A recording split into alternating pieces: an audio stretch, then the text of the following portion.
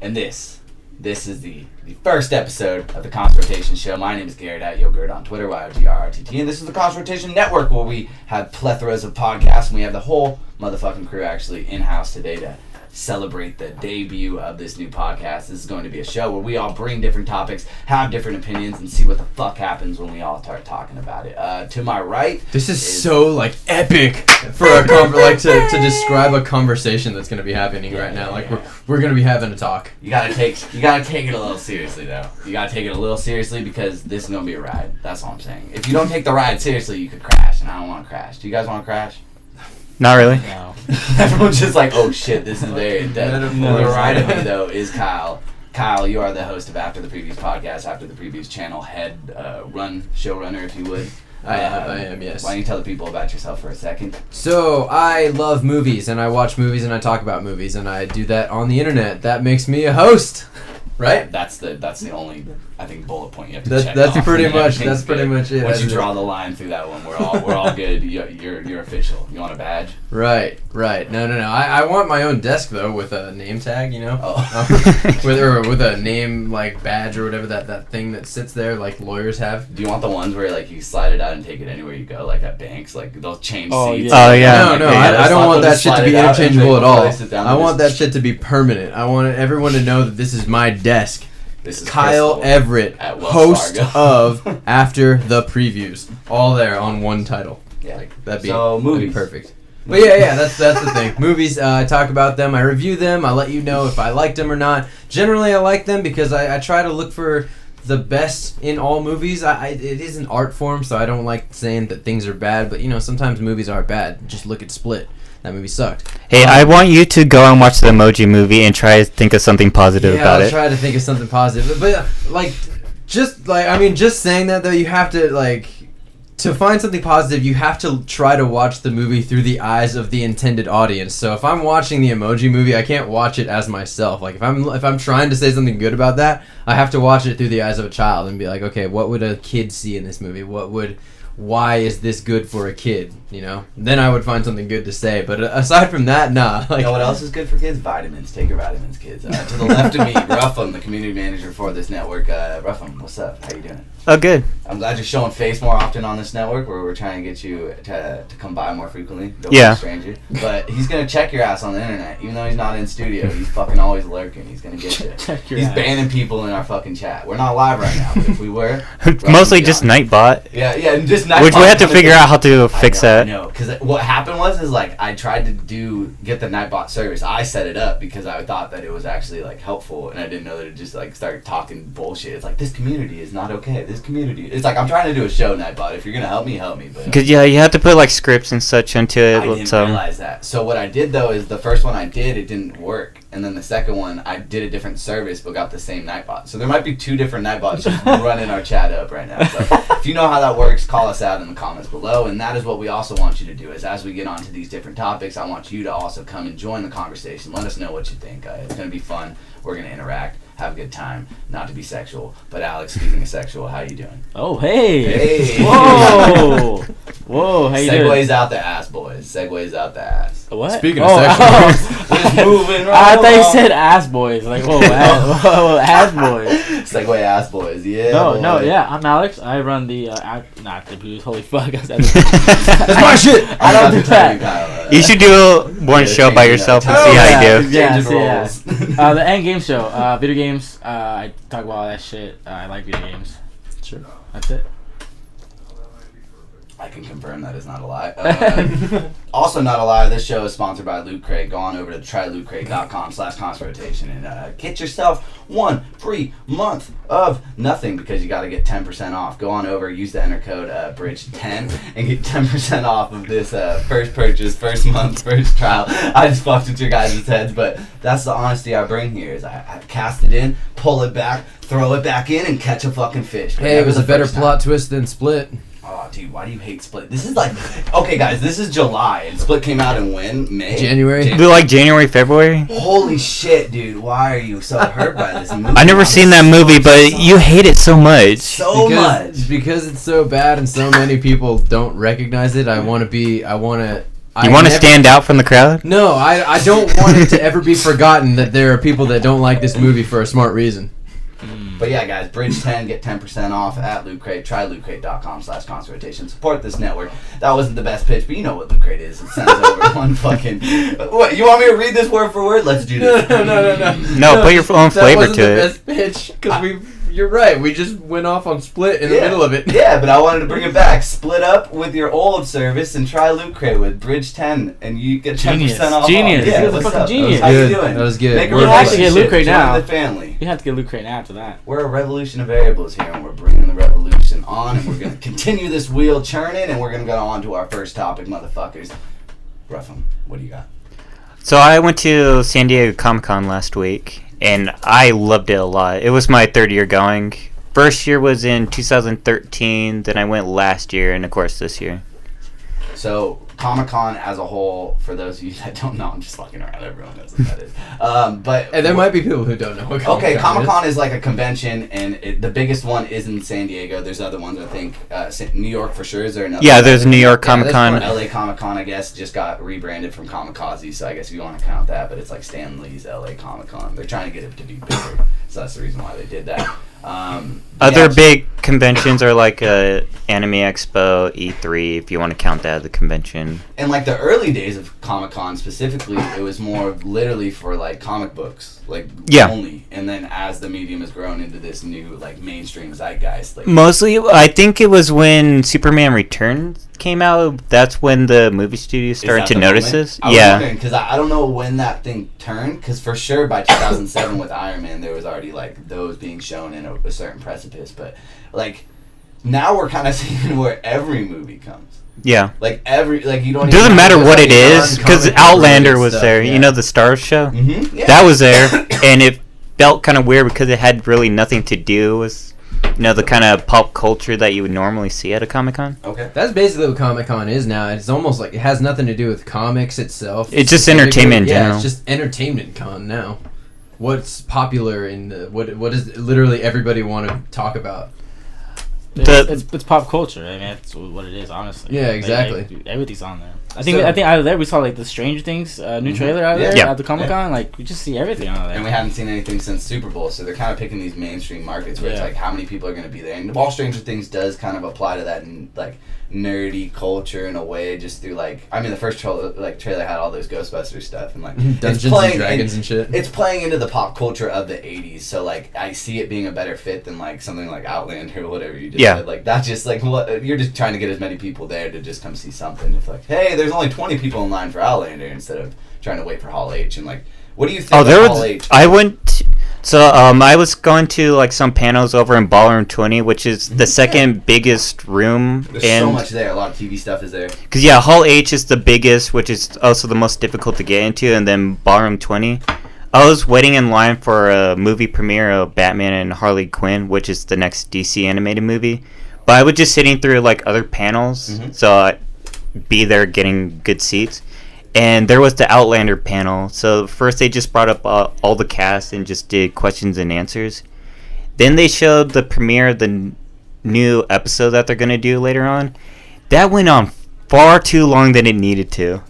It was almost an hour of just the whole episode, and it was boring. So, do people who like, if like an Outlander panel has like an hour to fill, do you feel like some of these people are underprepared because like they don't need an hour? No, because it's not Outlander Con, it's Comic Con, so there's only so much that you can really say that like actually, or is it? Because it was a 2-hour panel. Why Outlander though? Why was it so long?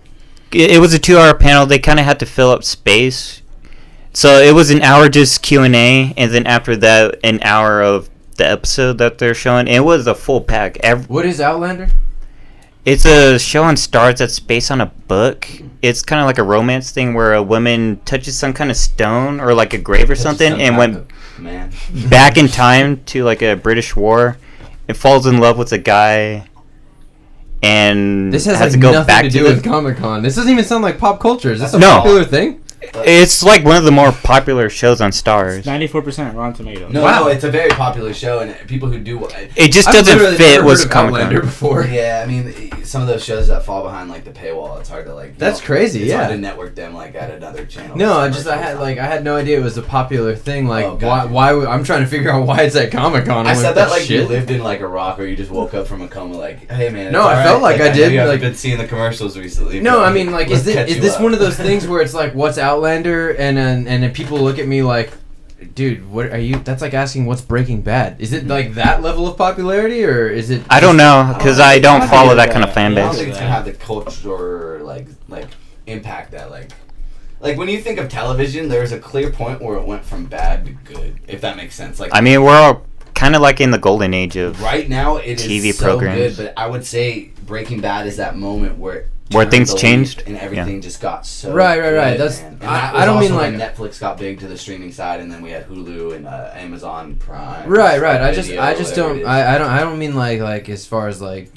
I don't know, timing, like how long it's been around and stuff, but like Walking Dead, Breaking Bad, those are mega huge, where we can argue it'd be kind of insane to find out that someone doesn't know what that is. Like, Okay, is it those in, are not the same audience. Like No. this is a much smaller audience. You're right. Those are like right? big, That's big. what I mean. This Is not it that- insane no. finding out that I don't know what Outlanders I think is? more of is the that quality probably speaks to Outlander's like big deal. And Well, I know we're going off on a Outlander's on Stars, and that's like a paid. It's a paid yeah, you have program, to pay to you see know? that, right? So And Walking HBO has a Dead, good way yeah. of reaching other stuff. Like people know Game of Thrones, and it's like that's HBO. Yeah, But, like, yeah. if you said Outlander, Yeah, there you I go. was Like, gonna say Outlander- What a way to Game of start with the Thrones. Comic-Con conversation Hey, with man, I'm just saying, Outlander. this is the problem. Like, I think what we're overall kind of getting down to is because we're getting into the nitty gritty of what the fuck Outlander is and why it shouldn't be at Comic Con. The real question is, when was the first year you went there? Sorry. 2013. Okay, from then on, what have you noticed? Is it getting too big?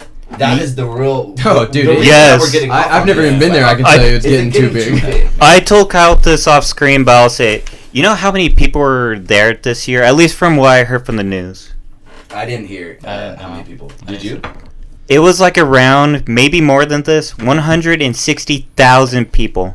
And that's probably Yeah. just at the convention center. We're talking about. We're not talking downtown about San Diego. outside in downtown San Diego. Dude, 160,000. That's a lot of people just for downtown San Diego itself. Yeah. Now you're confining that to a convention center. That's insane. That is fucking insane. They have- now, I'm trying to think. There's probably a thing where you can't go between a certain times. Like it was 160,000 people total, like throughout the whole weekend. But still, that's a lot of fucking people.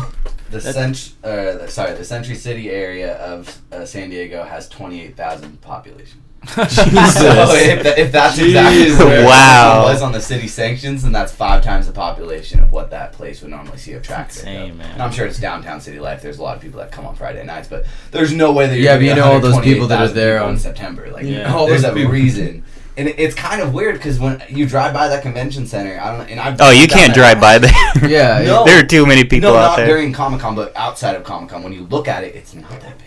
It's not like you can't. I don't even know where you would fit 128,000. What's the cool thing about it though? Since Comic-Con is becoming much bigger than the convention center, that the whole city takes part of it. Other hotels right next to it also do some panels.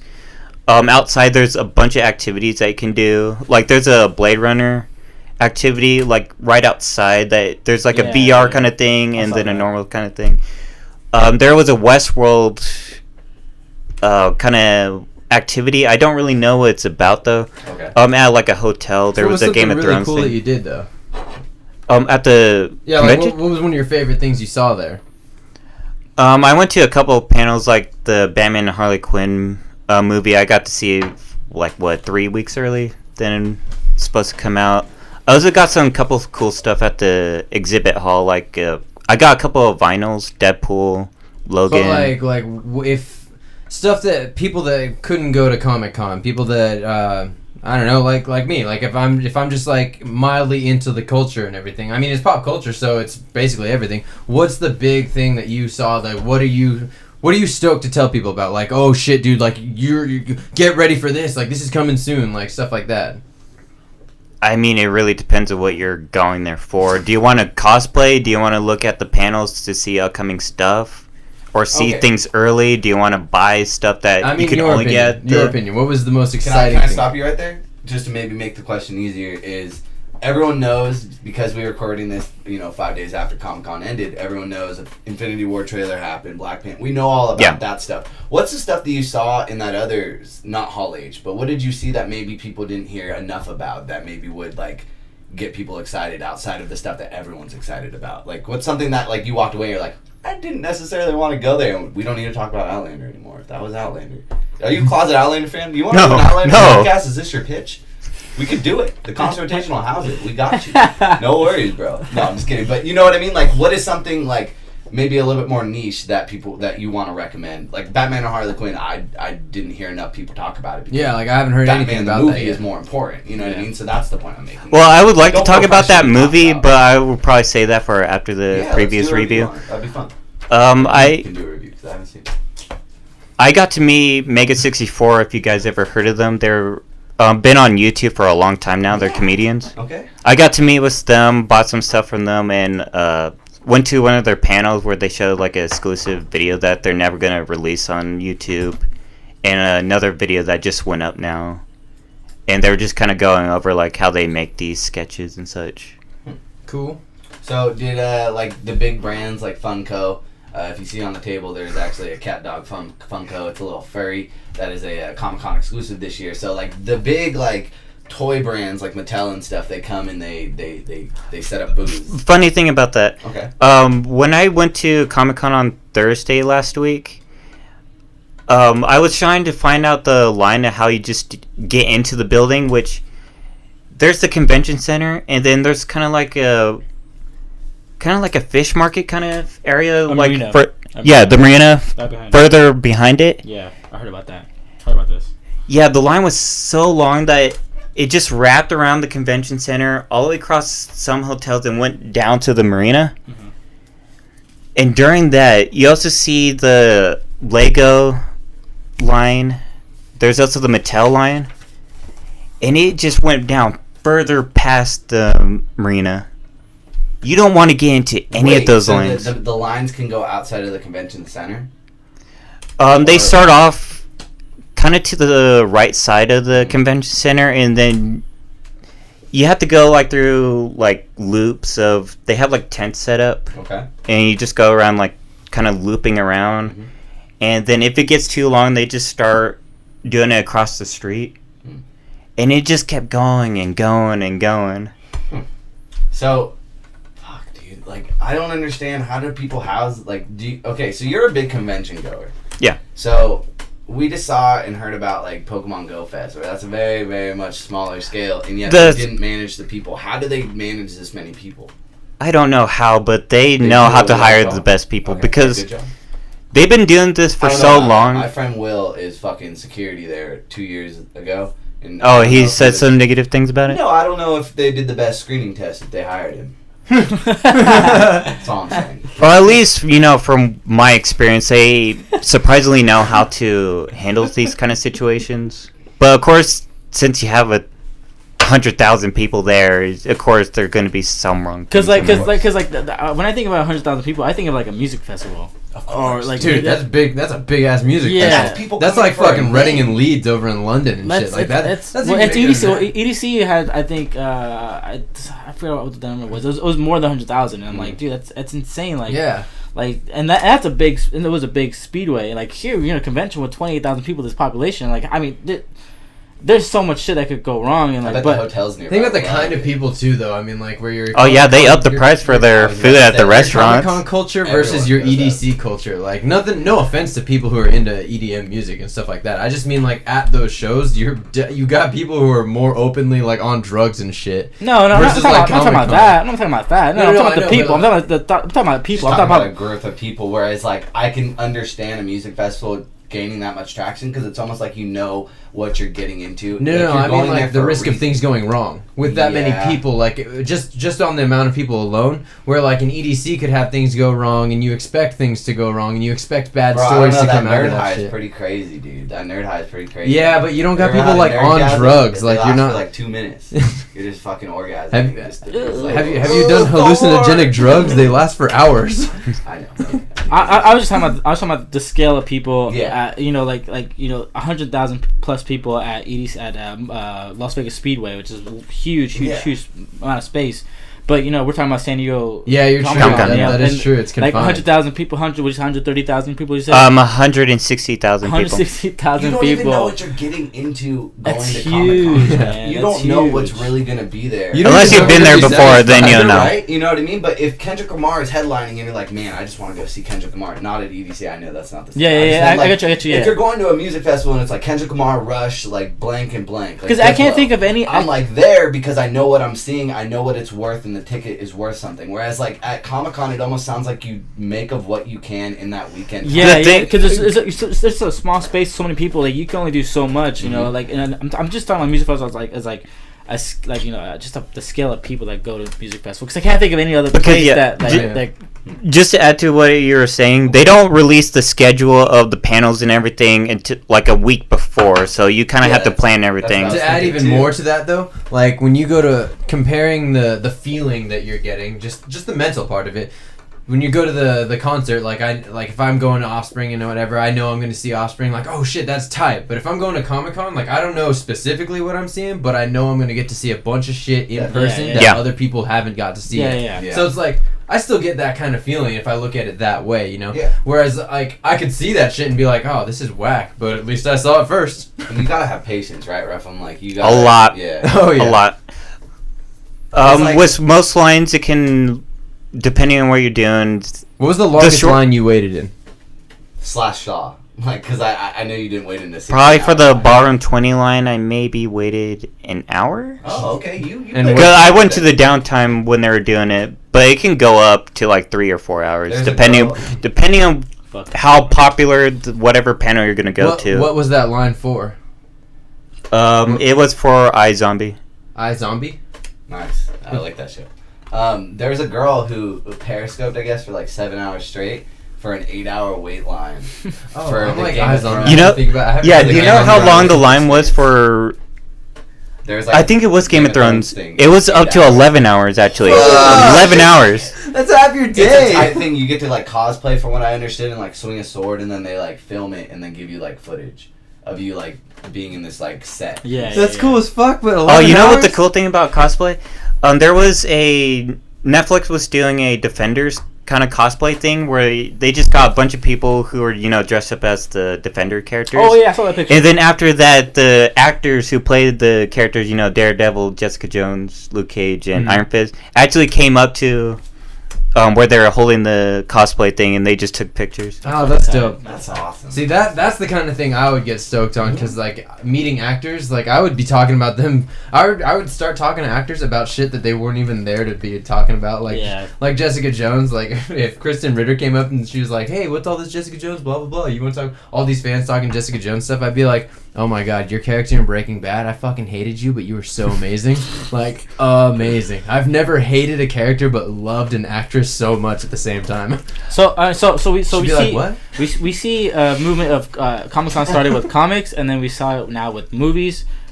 Is video games the next thing? Because There is video games there. We saw Skyrim on the Switch on there. Yeah. And I was- did they have it? Because I didn't Yeah. see like How any many booths games- or anything. How many conventions do video games need? When you Get out of Comic-Con. Oh, But, wait. like, I'm saying because we saw comics, and now we see movies. Now we see like pop culture. We see like all these TV shows on there now. And now, Yeah, so I know. now you see that video games is gonna be a big part of it. Like, is that in the near future? Do we see that soon? Do we see that I next see year? it. Because like I said, like we saw like Skyrim it being on a the bigger Switch. thing at Comic-Con? I don't think so because Because I don't E3 see like already any. Yeah, because E3 was just a month before, so. Yeah.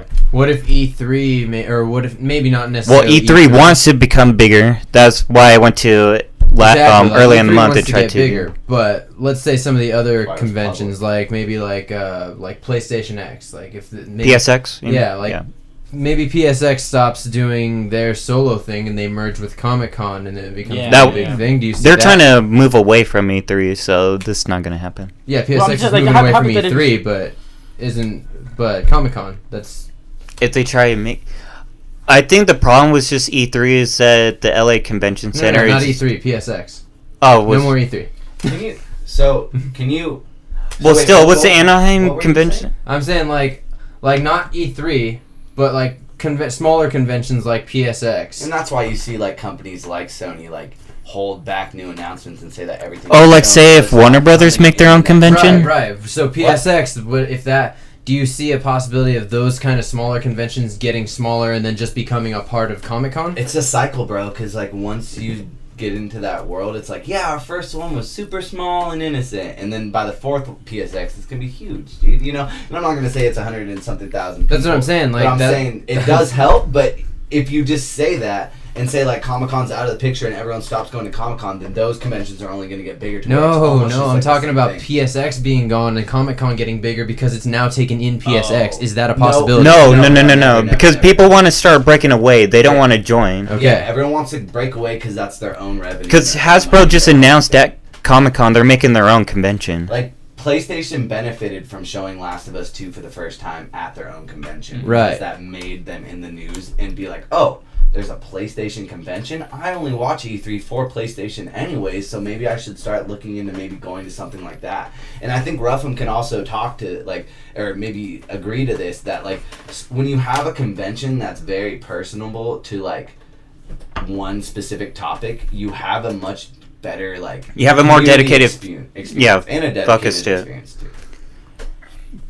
Because like what's the most specific comic like convention that you've been to? Because there was just like Guardian Con, we just saw Pokemon Go Fest, like that's specifically for a specific game. Like, what's BlizzCon is kind of just for Blizzard games. Like, I went to D23, not this year, it was 2 years ago. I think it was Disney now. Stuff, yeah. And PSX, which all of us went to.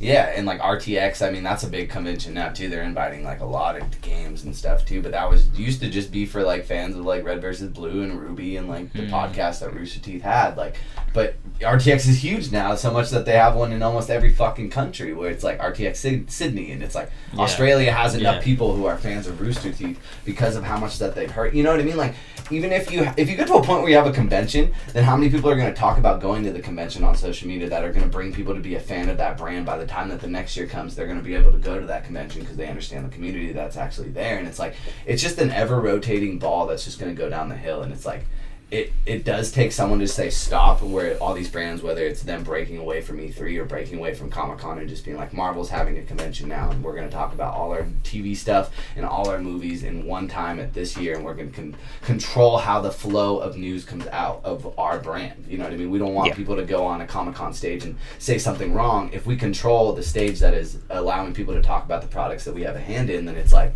boom. There you go. We control everything, nothing to worry about. That's why EA Play is going on, where it's like, we control who plays what games out of EA's brand, and we're not going to be in the Comic-Con main convention. We're going to go on around the same time, because that's where people are going to come into LA and be a fan of video games. But like, until it's, I don't see a world where it doesn't stop to where PSX is as big as Comic-Con. But then at the same time, Comic-Con can only be so much bigger before they have to move out of San Diego. So it's like, there needs to be a place where everyone can just say, okay, the West Coast has their own version of RTX and PSX, and like, but then that subjugates like the brand and like the community. Eventually, what's gonna happen when all these conventions get huge is we're gonna have dedicated cities specifically for conventions. It's just gonna be Convention City, West Coast Convention City. Smart, dude. I think San Diego's thing. doing that, and they're doing it fine. Los Angeles is not doing it so well. Los Angeles isn't doing it well, but they're gonna be it. Like, there's nothing around the convention center that you can hold like panels or anything. They tried to do it with the E3 Coliseum, but it didn't work out. Right. But you can't knock them for trying. Never. Fuck it, they're trying to bring something cool. So yeah, and it's like, but eventually, like, I do see it. It's gonna be, we're gonna have literal convention cities that are only gonna be for conventions year round, whether it be entertainment or sports or the porn awards, whatever. It's gonna be fucking conventions year round in specific cities like this. We already have, like, in India, there's a city that's like all just basically just spiritual togetherness, and that's all they do. And that's a fucking government-funded city in India. So if they can do that, I don't see why in America we can't have convention cities. I just don't think, like, think about if that came into the like real world, then like San Diego would throw such a hissy fit. Oh, yeah, Called them the week before and was like, hey, after our contract's up in like 2020 or whatever it is, like we're gonna go to Convention City, Idaho. And then they're like, what the fuck? No, we're paying you X amount of dollars to stay in here because they make so much money off of just people being in their city. Yeah, exactly. But no, I completely get that. But that's a whole different conversation. That's the nature of capitalism, and they can fuck themselves if they don't like it. And I think we did a good job of like not only. I think I need to give you at least 5 more minutes of you like talking about shit that you actually saw with your own 2 eyes, because I think we broke off into like talking about just how we can't stop this movement of like nerd culture now. It's getting to a point where like Ready Player One is literally like some. Oh my god! I didn't like that trailer. No, but I'm saying like regardless of what your opinion of the trailer was, that was just literal nerd porn. That was just the utmost like visual. Iron Giant, Halo, things you like. Nostalgia. And it's dope. I'm not here to hate on that because we are literally building a brand that kind of survives by the popularity of this. You know what I mean? And like, we're not trying to just talk about the biggest stuff. That's why we didn't get into what Marvel talked about at Comic-Con, because you can find that anywhere. But I would like you to go off and maybe talk about just exactly the things that top 5 maybe. But before we go, can you rank the years of Comic-Cons that you've been to? Like, can you do that, or is there not a way, like real way to differentiate, because it's based on what you see and like how you react to what you saw? That's not really a way to do a rank. Can you see it being better or worse since you started? Better. Cool, thank you. But I do have a question for you guys. Okay. If money was not an issue, would you ever go to any conventions like this? I Not go to just all of specifically Comic-Con, but if you were to Are you saying go like bigger to scale ones like PAX, Gamescom? I would 100% E3? be going to the I AVN. love smaller conventions because that's all I've ever been to. So I would easily think that I would like bigger conventions, but I also don't like lines, bro. Like, because you do have to make a lot of planning. You have to have backups for your backups. No, it's cool. I was just making jokes. Oh. I was saying I would definitely, Well, I would definitely go to the porn awards. Oh fuck yeah, dude! We're there tomorrow. Let's go. There's no porn awards. Let's honestly, make our own. I in my lifetime, within the next couple of years, I'm going to AdultCon in Vegas. Say whatever you want in the comment section. I don't care. Hey, I'm going to AdultCon. PornCon. If you want to send Constant Rotation to do some live coverage from the show floor at AdultCon, I'll be there and we'll be there and we'll all cover it. One day when Constant Rotation is a bigger brand. We're not gonna review them. I'm just saying we'll film them or whatever you want us to do. When Constant Rotation's a bigger brand, I'll have a porn podcast. This is what I watched. It'll be called After the Money Shot. After the Fapping. After the fact. Anyways, After the fappening. Why? I cried after the Fapping. Because it got blown up and not everything. That was a fucked up intrusion of privacy. We just got at least 2 dislikes, but I hope you liked at least 4, or we got at least 4 likes before that. To balance we liked it at out. least 4 things we said. I hope you do. Bruh. What are some things that you saw? Can we get unless you think you said everything you got to say, but I want to hear more about like Harley Quinn and Batman. Was it good? Yes, it was actually funnier than I thought it would be. Because I wasn't really that big of a fan when the trailer hit. But yeah, I was surprised by the movie. Did the audience react better than how they did last year with the whole Bad blood. Killing Joke? Yeah, Killing Joke. Because that was the one that they screened last year at Comic-Con and everyone... I didn't go to the screening of that, but I did go to the movie theater when they did the one night thing. And yeah, it was people reacted to Batman and Harley Quinn much better than Killing Joke. That's another thing. Are the crowds audible about hating something? Or Oh, is it just yes. Like, okay. Yes. Since 'Cause you have everyone such there are passionate nerds. people. And Yeah.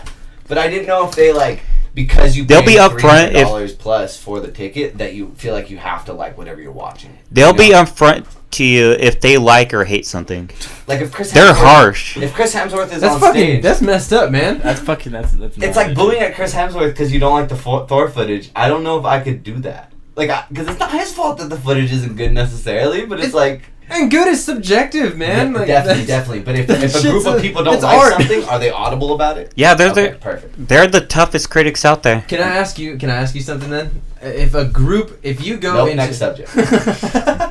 Sorry. If a group what? If you go into a screening and the entire audience, it's a unanimous decision that they didn't like the movie, is it still fair to say that it was bad, or is it possible? Like that if the audience affects your feeling about it? Yeah, like the audience, you all don't like a movie, right? Let's say Harley Quinn and Batman sucked. Mm-hmm. Like, if everyone said that they didn't like it or whatever, and not that it sucked, but if everybody didn't like it, is it fair to say that it sucks still, or is that like an unfair commentary on art? Maybe we just missed the point.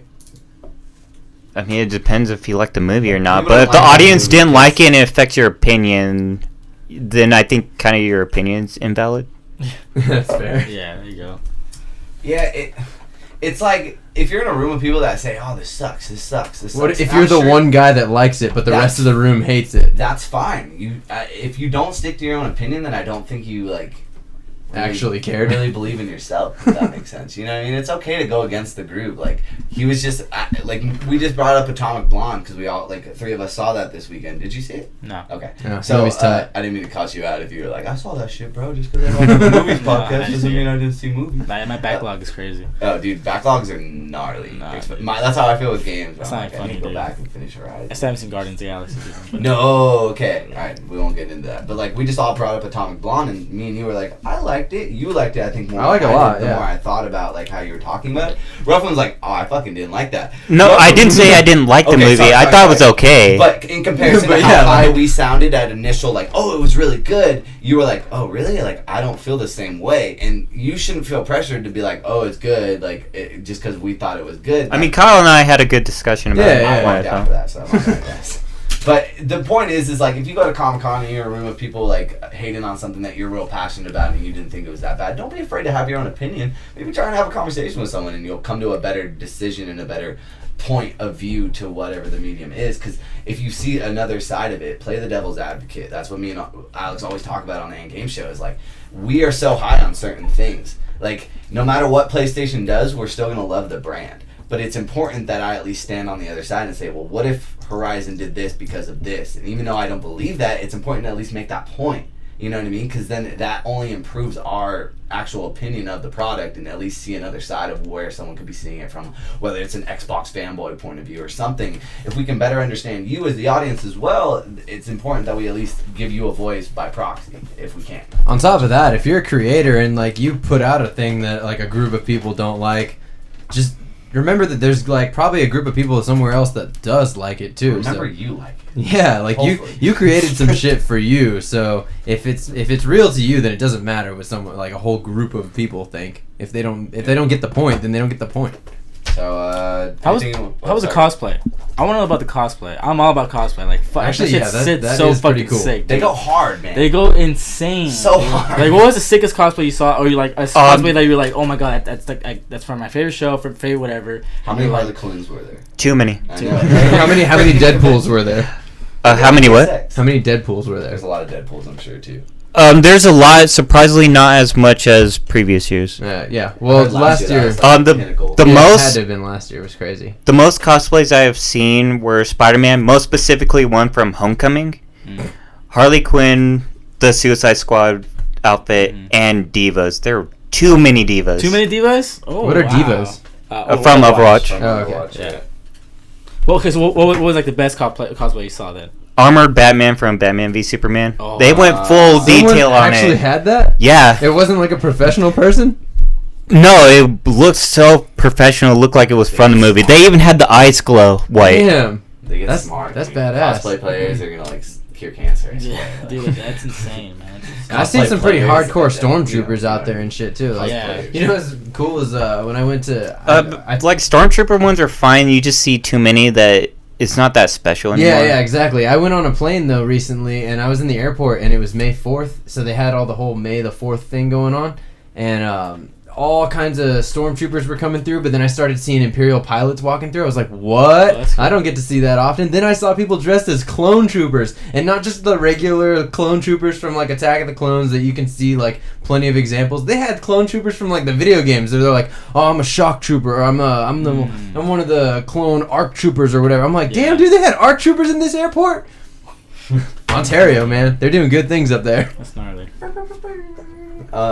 Anything you want to close out with, or This might segue to the next conversation. I did have an autograph from a few people. One of them, Vasquez, like Jonan Vasquez from Invader Zim. Ooh. Oh, I thought the Since next he's starting topic was new. Alex. I did too. But Or we want to go to No, it. Yeah. that's smooth. That's smooth. Let's do that. Let's go Let's that. go. Let's go. So I'm going first, or is Kyle going first? You go first. Oh, He just said Jonan Vasquez. yeah, but I feel like I'm not ready because Oh. I'm still making my list all set. If you're up. not ready, we can go That's, to. that's cool. We can move to me then, because I can. Let's talk about crazy ass cartoons for a second. And speaking of modern day crazy, Well, because of crazy ass cartoons, because we didn't really fit that whole explanation in there. Jonan Vasquez, who he got his autograph from, is the creator That's awesome. of Of Invader Zim. and that is fucking awesome. I'm so jealous of you. That dude is like.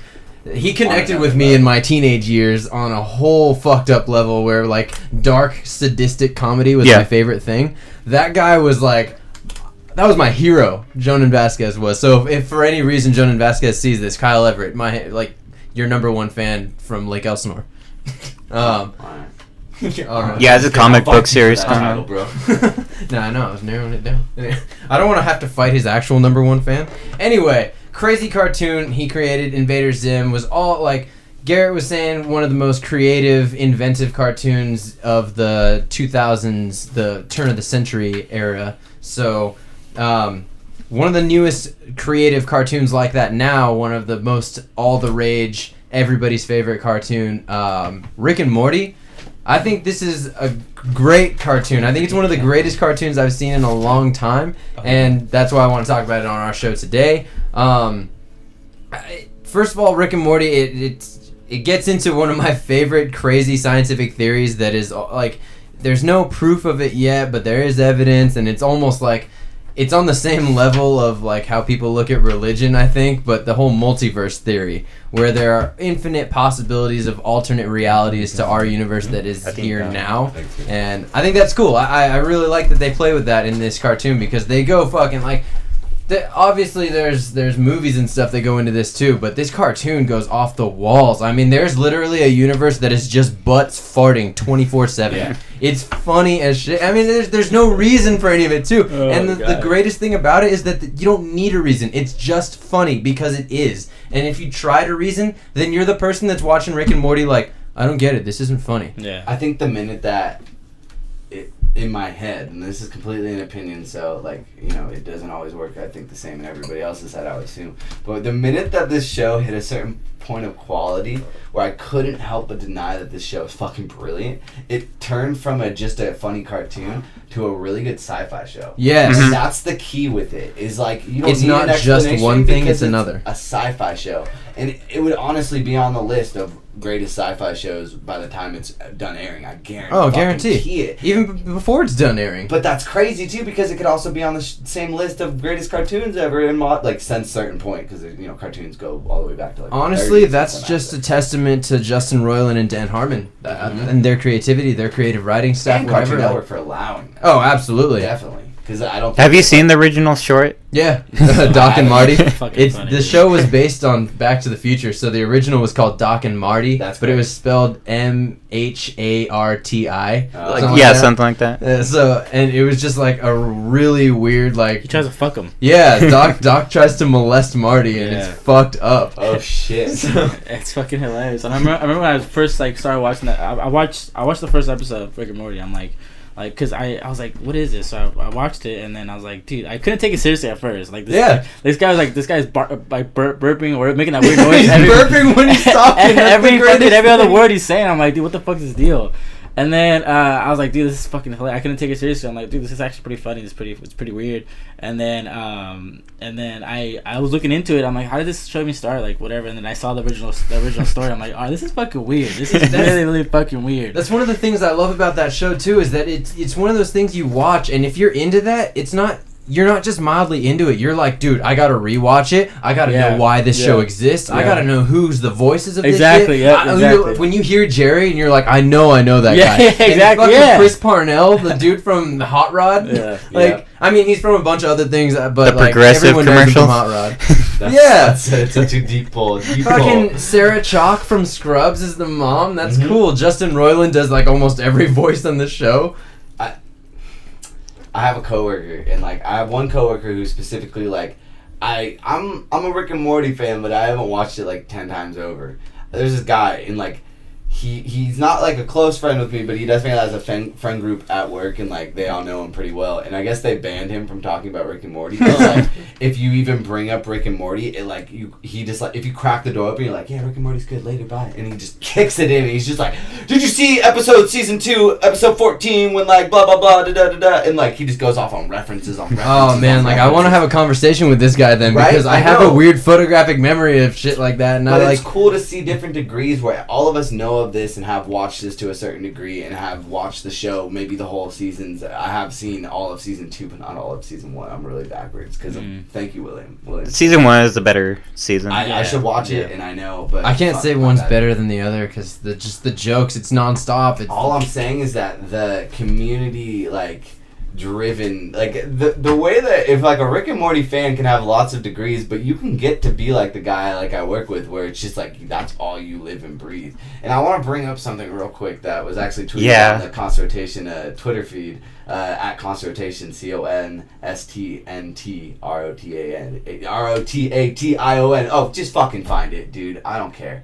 But I will find this, and I want to play it for you because it's literally taking Tyler the Creator as a rapper, so sick, dude. And someone who either does the voice for real or is someone who just can do a really good impersonation. But I think this channel actually has a lot of different covers of them doing this Rick and Morty voice, but it's them rapping, and it's not like a parody straight up because it's they commit, they fucking commit to this, and I'm gonna play it real quick. Who else step in this? Who that boy? Who him is? Who that boy? Who him is? Rick, who that boy? Who him is? Who that boy? Rick, who that is? Rick! Why you niggas feel like that? Mad cause a nigga that can chill like that. oh my god, dude! I think that is Justin Roiland. It's so perfect, regardless. That sounds really good. Who else step in this bitch this jig? Who else you bitch say you got a big this big? Who else came through with a wrist this flick? Nigga, guess my pants. Do my dance. Spin around, Morty, you can kiss my ass. Like even that, like spin around, Morty. Like he doesn't say that in the song. Dude, it's so perfect, and like Tyler the Creator has a good relationship for Adult Swim, so it's not a big. Yeah, exactly. Like it's not a think stretch to think that he would be like he would know Justin Roiland, and not only that, like but no what other show would do that. exactly, Maybe and just South Park, but it wouldn't have the same effect. And there's something about Rick and Morty right now in the present day, and we are recording this on the date of the season 3 premiere happening. I can't wait for tonight, man. I It's told gonna my be a big roommates I night. wanted to watch a movie with them, but I think I might bail and watch Rick and Morty season premiere. Oh, did you see what Justin Roiland put up on Twitter? Oh, dude, I just had that pulled up, pinned, and I went to the other thing. But Szechuan sauce? Yeah. Yep. Yes. Oh, yeah.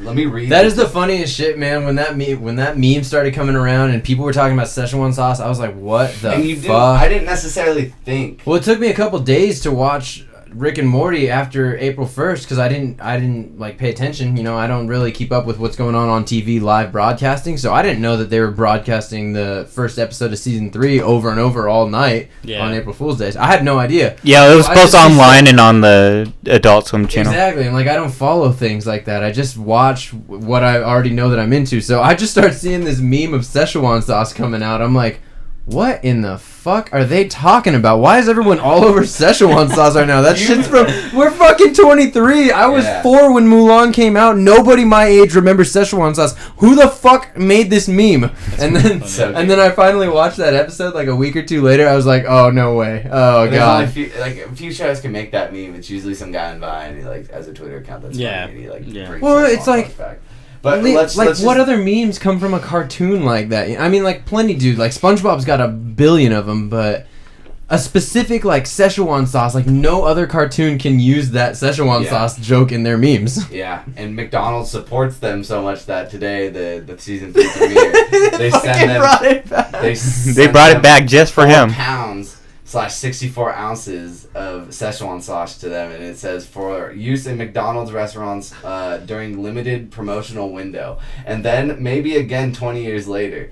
Do not serve to mad scientists traveling with their teenage grandson, potentially non-violent versions of mad scientists from alternate dimensions, comma, Oh my God. and / or Jerry. Read the letter that he got. Oh wait, he got a letter? Yeah. If you just scroll on the image. Oh, okay. I love how much they hate Jerry on the Oh, show. no. Like, There, that one right there. Oh, you got it. Okay, let's do it.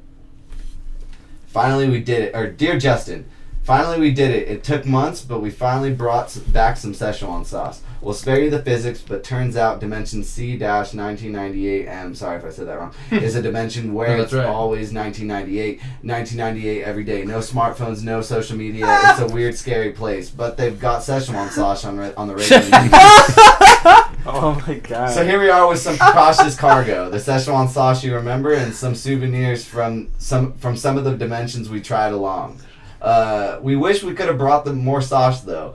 We couldn't risk keeping a portal like that open. Think about it. If you knew that in 1998 that McDonald's would have all-day breakfast in 2017, would you really want to stay in 1998? Of course not. If we left the portal open, we'd have puka shells, bucket hats, and boy bands as far as the eye can see. It's too risky, even for sauce as delicious as this. A few lucky fans will also get to experience the glory, but the first bottle in this dimension is for you. Stay sweet. Oh my god, dude, that's fucking amazing. Now I want to go back to McDonald's. I haven't eaten there in a long time just because I've been trying to eat more healthy, but I respect them for that. So, I respect one person at McDonald's, honestly, like whoever was behind Chef these Mike. That what it things. says on there. oh yeah, it Was does it- say was it Chef Ch- Mike. Okay, Chef Mike, I respect you. I don't My bad, respect Chef your Mike. corporation that Credit much. to your letter. Oh, sorry, Kyle. How would you guys gauge your excitement for this upcoming season? 10. I'm looking Out of forward 10. to it. Pretty You're stoked. 100%. Pretty stoked. Yeah. Stoked. I'm stoked. There's nothing I look forward to more than Rick and Morty episodes coming out, to be honest. Do you guys know anybody who doesn't like Rick and Morty? I know No. people who don't watch Rick and Morty. I mean, like that's My different. boss is Yeah. 48, and he was talking like name dropping references from the show. the other Really? day, and That's I was crazy. so out of pocket. That's but crazy, his man. He was like, my wife was like, "What the fuck are you watching?" type shit, and he's just like, "Oh, it's Rick and Morty. It's funny." And then like she's like hating on it, and then like 2 minutes later she's busted up. They have a fucking character called Mr. Poopy Butthole. Yeah.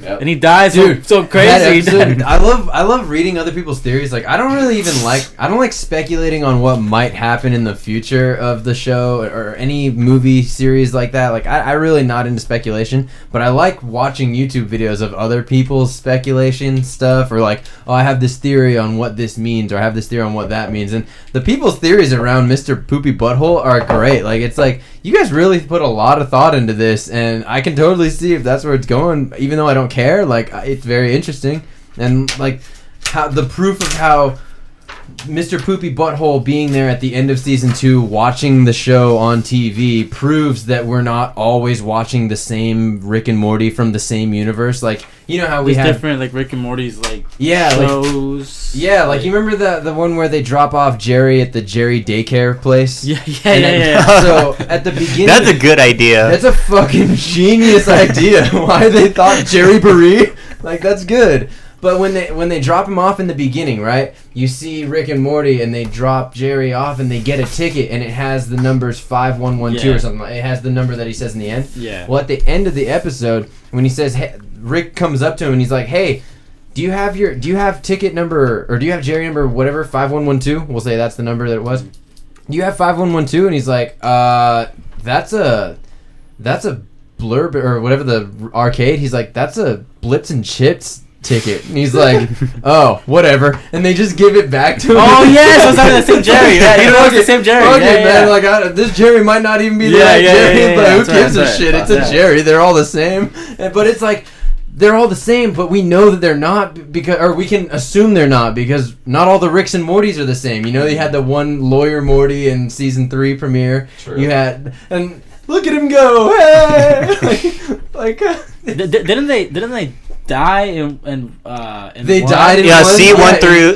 37. Those are the one like the Rick and Morty that we follow throughout the entire show. Yeah, that we their think world we died. follow, right? We Well, think at we least follow. that we think we follow. Because But that's for in now that what episode we when know. they drop off Jerry, right? So the ones that drop off Jerry, Rick signs his shit as he's Rick C137. Uh-huh. But Y'all he are gets fucking nerds. No, I'm just kidding. he gets that ticket 5112, right? But then at the end, that same Jerry, he has to be the one that asks, "Did you have 5112?"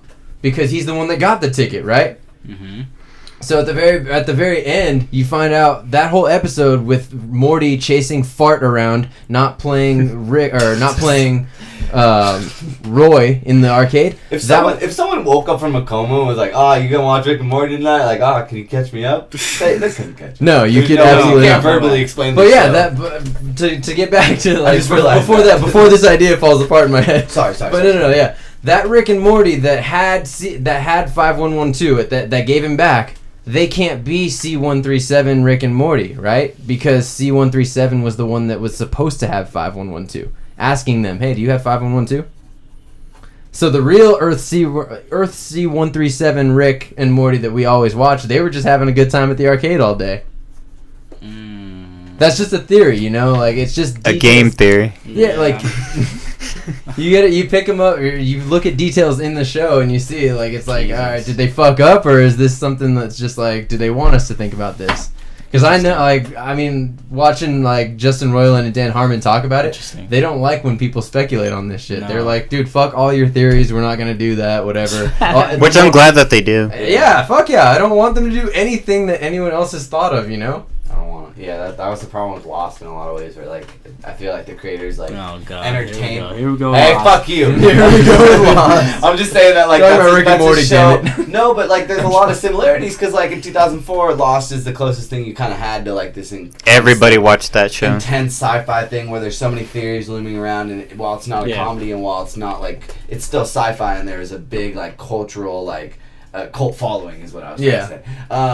But like the creators often entertain the ideas, and I never really thought of the idea up until now that what if they just didn't say shit and just let the show play out? Would people react a little bit better? Because it was almost like the hype got too high and too real. Yeah, exactly. Lost that it never could have met that expectation. But with Rick and Morty, if they're just shutting that shit down right away, then whatever theories you have, you always have to end it with, but we know that they're not going to do that, but they know that they've already said that they're not going to do that. That's right. The type of bullshit that like I don't like as far as when shows get too popular and too intense. But Rick and Morty has balanced that so much, and to like what you were saying is like they don't want you to think. Or they want you to think. They want us to think a lot, but they don't care what we're thinking about. And that's all. They're just fucking with us. Is that it does want you to think every single fucking time that it has an episode, and I love that, dude. Because there's one thing like there's something to like old like cartoon movies like Disney movies where like there's even modern day Pixar movies and good animated movies do this well. It's like the same joke can make the kid laugh but also have a completely different dirty or subliminal meaning to the parents that are taking the kid, and also have them an enjoyable experience as much as possible while still making this a kid's show. This isn't a kid's show. Yeah, Rick and Morty's not a kid's show. Watch it with his parents and not know what the verbal language is and still enjoy it because it's a fucking cartoon. Yeah. You know what I mean? And there's something there's just a lot of colors and like funny stuff going on. It's like the exact antithesis of what I just said, where it's like mainly dedicating itself to the kids, like as far as like old Lion King jokes, like when Pumbaa's like, or Timon's like, "Damn it, Pumbaa!" Yeah, instead of being directed at the kids, this one's directed at the He's adults. saying ass, you know. The adult laughed at that, but the kid's just like, "Oh, he's stuck in a fucking tree." But it's like with Rick and Morty, it's like, "Oh, this is cool visuals, Dad," and like the dad's like laughing at a dick joke or Professor Poopy Pants or whatever. Like, there's something to that. That's Captain Underpants. Yeah. Oh, sorry. Mr. Poopy Butthole. Go see well, there we go. What's your favorite character on the show, Alex? Fuck, dude. Jerry's fucking hilarious, dude.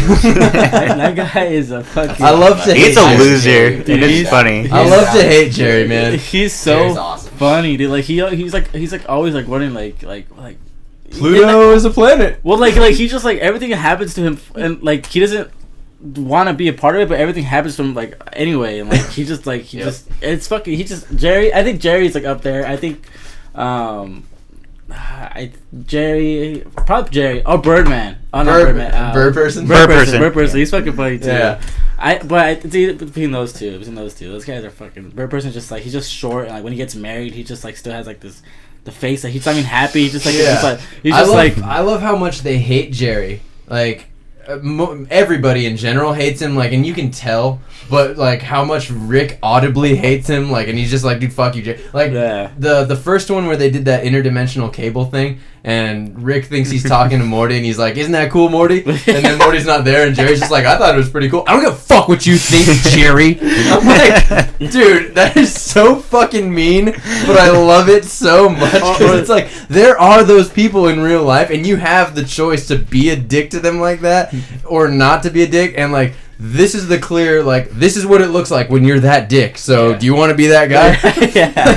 I don't give a fuck what you think, Jerry. I like how when they go to marital counseling and that episode. And he's a worm. He's a worm. He's a spineless worm. And she imagines she's fucking alien, basically. She's like a fucking big old spider, I think it is, right? Like, yeah. She is. She's a big old spider. He's like a little worm. It's like poor Jerry, dude. Like, I like when he decides to be brave, and then she starts imagining him, and he comes out all buff and shit. And he's a superhero, but then he goes, "I will save you, or my name is not Jerry Smith." And then all the dudes come out, "Hi, I'm Jerry Smith. Hi, I'm Jerry Smith. Hi, I'm Jerry Smith." He's like, "All right, fair enough."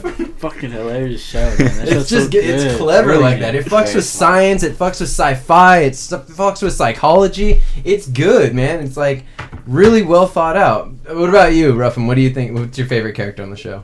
I have to go with the generic answer with Rick. Yeah, you I'm just can't expect anything that's coming from him. Exactly. I love that. I love how much Rick is. He is the logical part of every one of us. Yeah. Rick, if we really look to our deepest logic and we get real honest with ourselves, we are all Rick. He is our lack of empathy and caring for anybody else. And there's a part of all of us that wants to be that way sometimes, and I really like that. Mm-hmm. But there's a part of all of us that's also Morty, and it's like, dude, you can't be like that all the time. And I think that's another really cool thing about the show. But that's why Rick's my favorite, because I do want to be that guy more. It's interesting seeing how the show progresses, how Morty is starting to become more and more like Rick. Yeah. Yeah, that's also very interesting. That's another theory that's really big online, part of me thinks that they really do want to take it that way, that Rick and Morty are the same person, and that's why they've jumped. Well, I didn't think of the same person. I was just thinking like, just him getting so influenced by Rick. There's a Rick in the season 3 premiere when they go to the Citadel of Ricks. There's a Rick that walks by in the background that looks like Morty. He's not old. I didn't notice that. He's not old yet, and he's not still young. He's like mid-height. He's got Morty's facial features, like the round head, the curious eyes, shit like that. He's not drooling yet, but he's got Rick's haircut. He's got the lab coat, but he's got Morty's yellow shirt and blue pants. Interesting. So it's like a cross between them, like, obviously. Now, that could literally be anything. It could be just an experiment gone wrong, but there's all kinds of theories on the internet about how Rick and Morty are the same person, and being with interdimensional travel and all that. Rick maybe one time traveled to a dimension where Morty never grew up or something. I don't know. There's all kinds of different theories on that, and Justin Roiland and Dan Harmon have never said yes or no, this is true, this is not true. So I kind of think like part of them wants to go that way with it, throw that twist in there, and still keep it fresh by not telling us. But at the same time, like that would be partially disappointing because someone else already like thought of it and made it a big theory, you know? You're right. Yeah. So let's kind of win this back in. What's something that if someone maybe hasn't seen all of Rick and Morty or never seen Rick and Morty, like which episode to recommend? I would say I'd say watch all of it. I would go with the first episode. If they heard this and somehow they were like, man, I want to watch this concurrently with the rest of society, could they join in at season 3 or do they have to go back? I think the best episode to join in would be the Mr. Meeseeks episode. Okay. That's like one of the better episodes. Oh, so the Love Potion episode. I would say that's important, but yeah, the Meeseeks episode, that's like season 2. That's season 1. That was like the second or third episode. Yeah, the Mr. Meeseeks episode. It's like the third episode of season 1. I thought that was season 2 already. Alright, so then, if it's that early on, then yeah, that's a good one to start on. But honestly, like, start at the beginning. Like, you got two seasons of half-hour episodes. I binge-watched this. No, I didn't even binge-watch this, but I had it done in, like, a week and a half. You can get through this comfortably and fun, and you're, like... It's not like a very deep, like, oh my god, they're getting into so many deep things that you got to pay attention every minute. You can passively watch this show and still be just as entertained and have just a, you can talk about it with your friends as much as anyone else could. You don't have to spend every waking minute of your life like thinking Rick and Morty stuff. So watch it from the beginning if you're trying to get caught up and stuff. Right. It's a good show, and I guarantee if you're into funny things in general, you're gonna laugh. All right, sweet. They have Hitler jokes in there. There we go. Everyone loves Hitler jokes. People also love to save some money. So if you want to go, for you listeners of the Consultation Show, you can go on over to trylootcrate.com/consultation. Get yourself 10% off of a new subscription at www.lootcrate.com or trylootcrate.com/consultation. I'm butchering all these ads today. Damn. But We're not gonna get paid. Go on over to Bridge 10. Save 10%. Go ahead and prove Kyle wrong, and we'll get paid for this episode. I need you. And just like a puppy in need, I want to live. What? Damn. I think a good counter argument to your whole, what you just brought to the table with Rick and Morty, how it is the most concurrently running, like, successful, sorry, writing my time codes down. I think that's the most concurrently successful example of, like, what a modern day cartoon can be. I want to take it back. Well, yeah, that's hard to say still, though, because that's, like... No, I think it is. As of right now, today's date, I can firmly say that has the biggest cult following. No, yeah. And what has a big cult following even more in some aspects in the modern day, or at least in the past 5 years, I feel like has... My Little Pony? Okay, like you can make an argument for that. For what? Ruffum? For... I don't like that show, but, you know... You're saying this is like the biggest show that's currently going. Yeah. Don't you remember the big craze when My Little Pony came out? Yeah. Oh. But what about Adventure Time though? Adventure Time. I think Adventure it's a Time went beautiful crazy, yeah. segue to this, but I think Adventure Time is ending because they know that Rick and Morty is still continuing. Yeah, it's ending next year. Yeah.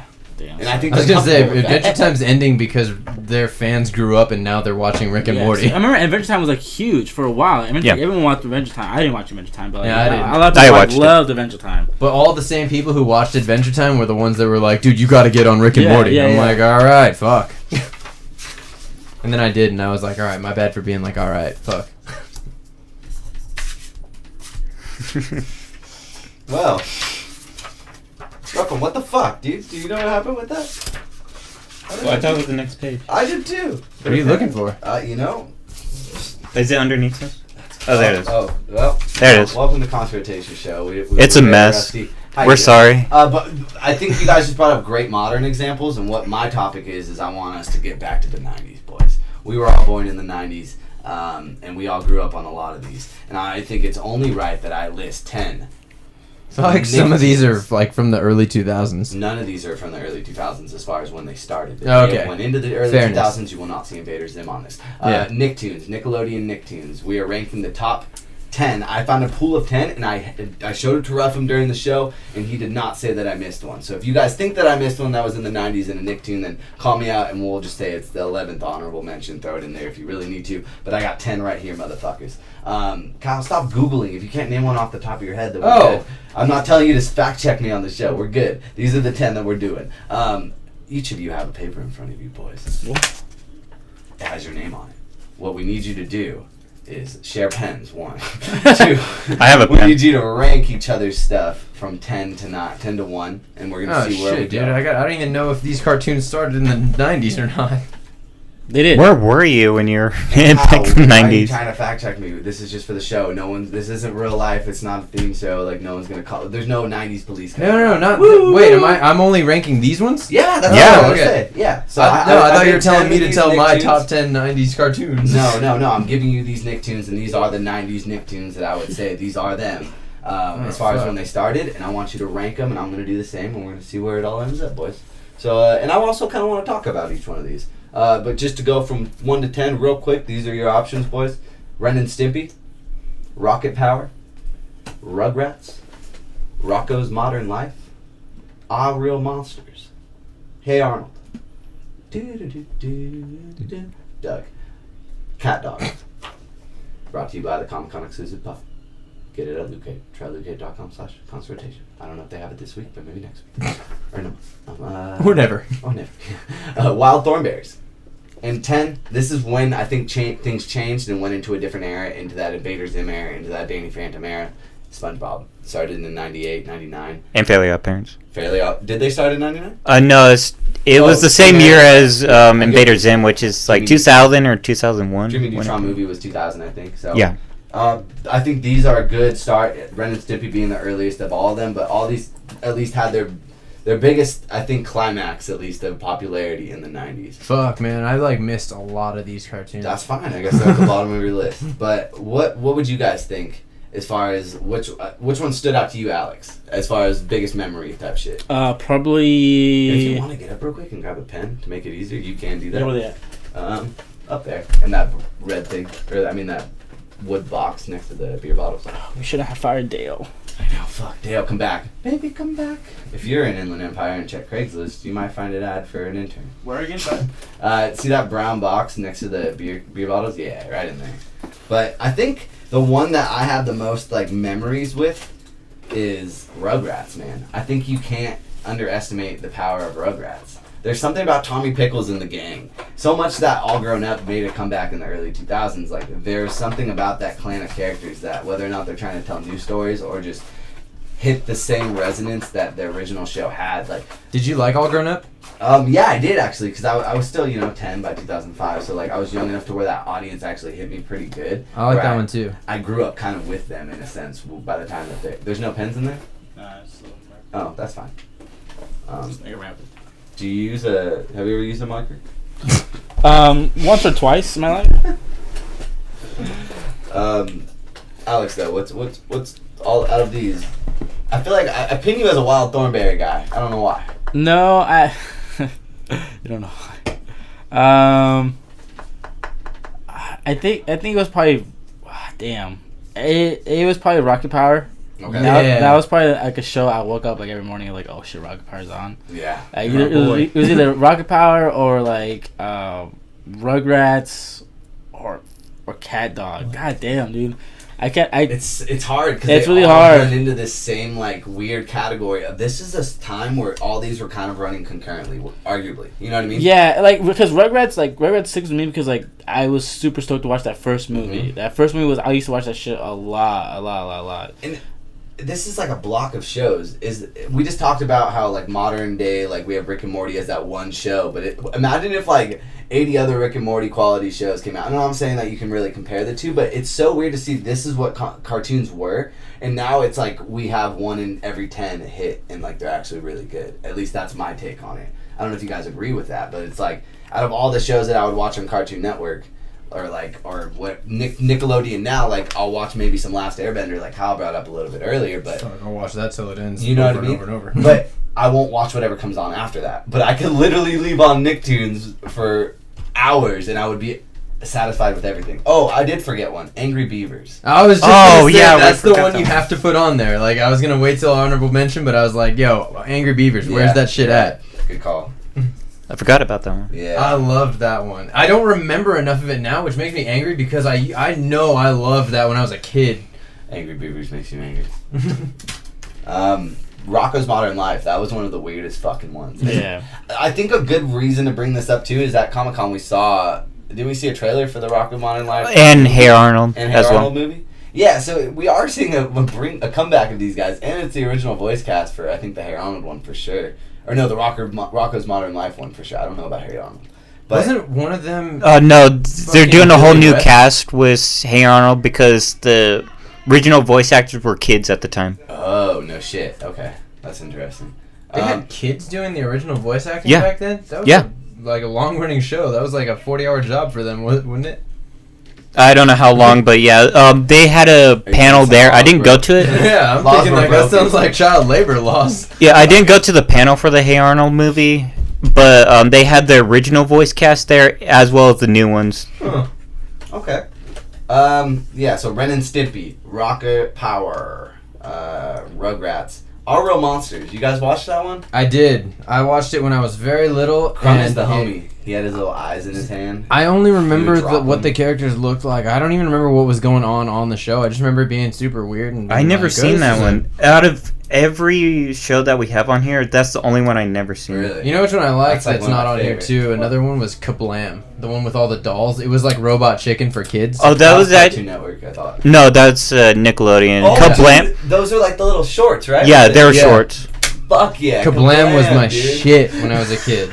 I loved Kablam. One chick was like a Barbie doll, right? Yeah, no, they were all like Barbie dolls. You know, and shit. sadly- They were- It's so much like Robot Chicken in a way that that's why I think I associate with Cartoon Network. That's fucking so good of Nickelodeon. Like they were on a roll back then. Man. Yeah. Sadly, so much was that they were taking risks like that. With Kablam, a lot of the episodes are considered lost now, so Really? you can't find those. Yeah, exactly. Like some of them. I tried looking them up on the internet. I was trying to watch them on YouTube or something, just anywhere. I was like, dude, where is Kablam? But they're gone. Shit. They were just like the things that the segues between shows and Yeah. commercials and shit. I would get so juiced, but I'm gonna look up. Bro, what were their names? Didn't they all have like superhero names? Kablam I know and this. shit?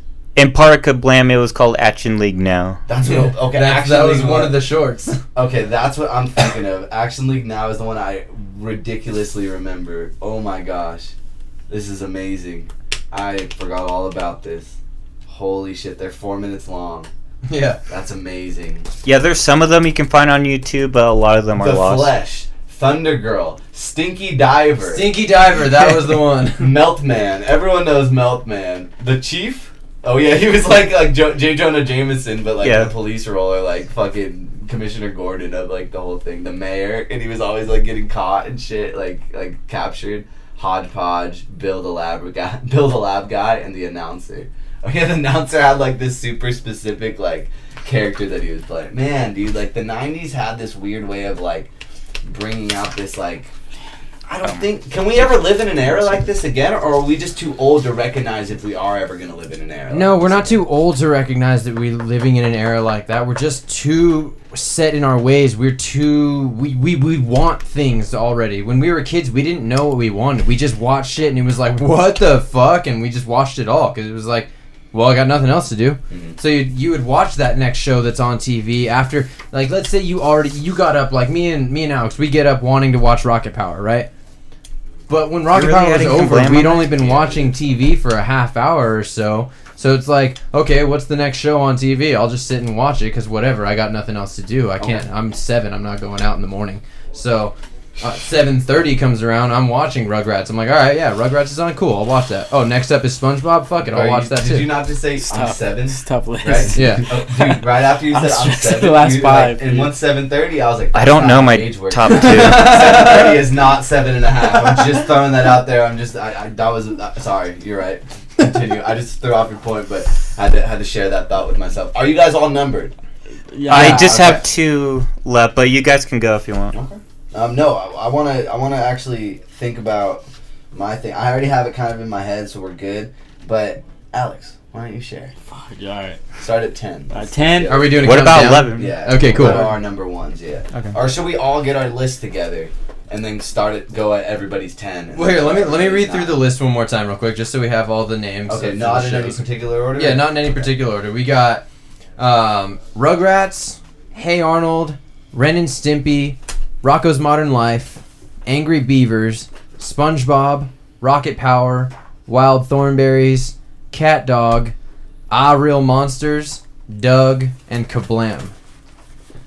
And you guys can make your own top 10 list. Yeah, if Yeah, you want to let make a us top know. 10 list and let us That's know. actually let us know. 12. Yeah, it's 12, but fuck it. We had the 2 honorable mentions that we added in there. Angry Beavers, of course. Kablam, we loved it so much just based off of like my. We might have to nostalgia kick one of these other ones to honorable mention. Oh shit. That's definitely in the top 10. Wait, are bitch. we doing our own top 10 or are we doing top 12? No, we're doing a top 12. Oh. Yeah, pretty much. We can just so whatever ones you didn't add, that'll be your 11 and 12. Okay. Because I'm not gonna act like Angry Beaver shouldn't be there, and I'm not gonna let Kablam's runtime. Here, cut if it you out of the if you Oscar want to, convention. I'll read mine and then because I put all 12 in order. Okay. Well, I'm not. We're gonna start at 12. We'll all say our 12. Well, I know, but he only has 10 written down. You know, So so whatever ones aren't listed, isn't that 11 and 12? Yeah, but shouldn't we just kick out 2 that we just didn't watch and just have it? Well, I no, just figured because I we- have a reason for putting one of these at 12. Just put the last 2. Whatever. It's fine. Whatever. You hate them? Alright. I don't. I mean, I just go ahead. You hate top 10s, dude? No, I mean no because What's your this thing about is- Because we This added 2 this is a shows top- on yeah, there this is- after we did This is the top 10. Like, Guys, this the is a title top still 10. says top 10.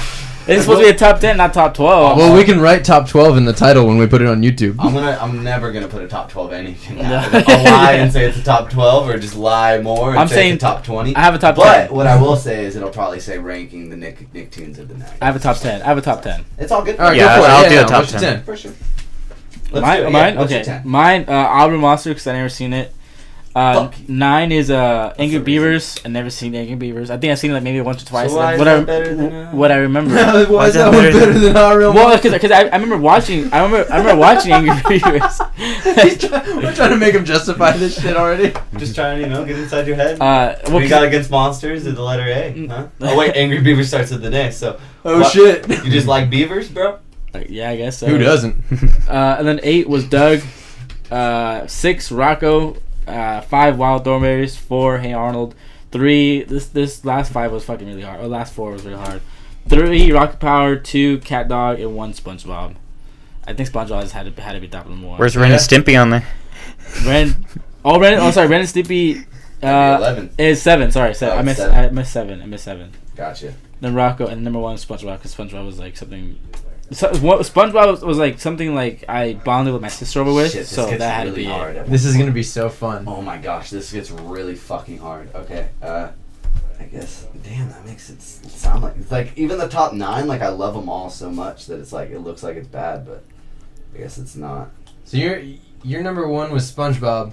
Yeah, that's surprising to me. Yeah, I saw. Well, I have a reason for SpongeBob because No, that's I bonded my sister over that. Yeah. Of course. And if the internet was around when SpongeBob started, imagine, dude. Yeah. Because like SpongeBob memes still exist today. Dude, I would. And like that's all from our generation. Check so this I know out. what you mean. I got SpongeBob at 12.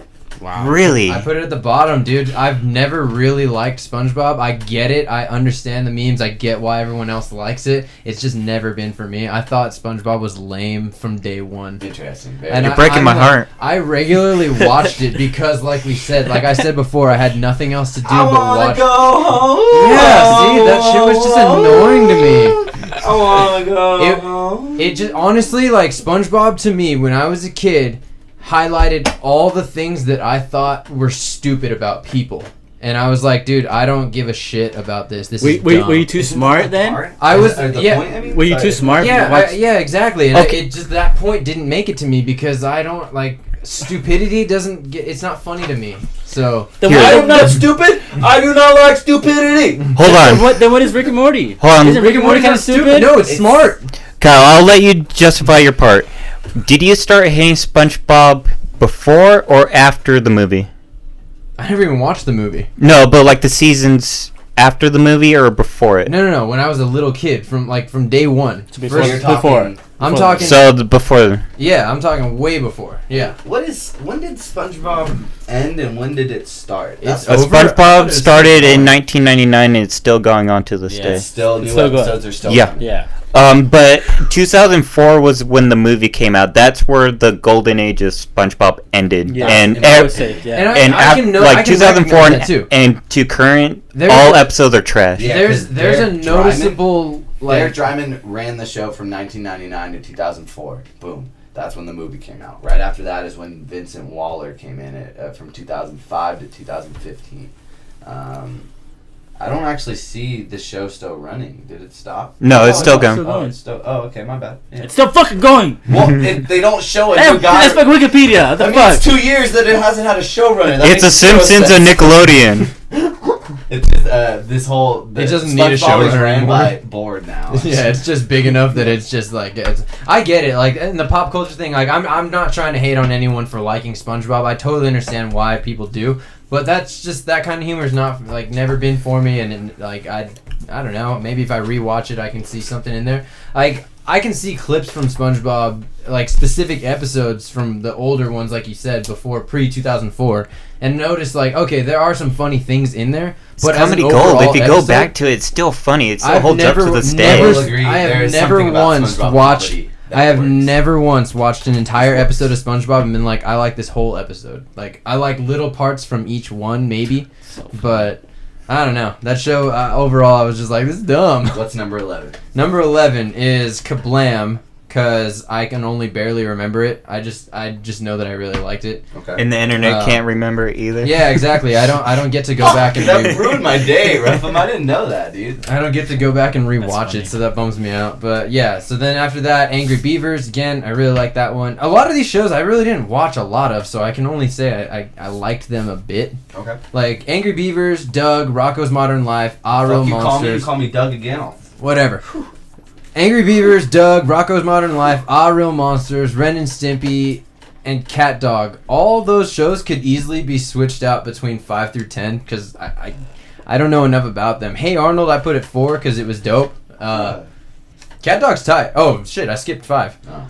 My bad. Oh, I thought you said up until Cat Dog. Yeah, no, I sorry. thought you were a Cat Dog. No, fan. no, I swore we've had multiple conversations. Yeah, I like Cat Dog. shit. I kept reading through this and I just quickly No hit worries, Cat Dog. man. Yeah, sorry. But anyway, yeah, 6 through 10. Those can change out, but Cat Dog at number 5 because that was like it was the first like weird just weird concept show, like a cat that is also a dog and they have no butt and don't ask questions. Yeah. Just go with it. I mean, yeah, they were born like that. Yeah, it's like just don't ask questions, go with it, play into it. This is what the show is. The mayor's a rabbit. He's fucking shady. They're touching on shady politics in a kids show. I like that. Cat Dog. Cat Dog. Yeah, and it had a Wolf in a fun turn. theme song. Okay, no. I don't know the theme song well. Just like a wolf. Sing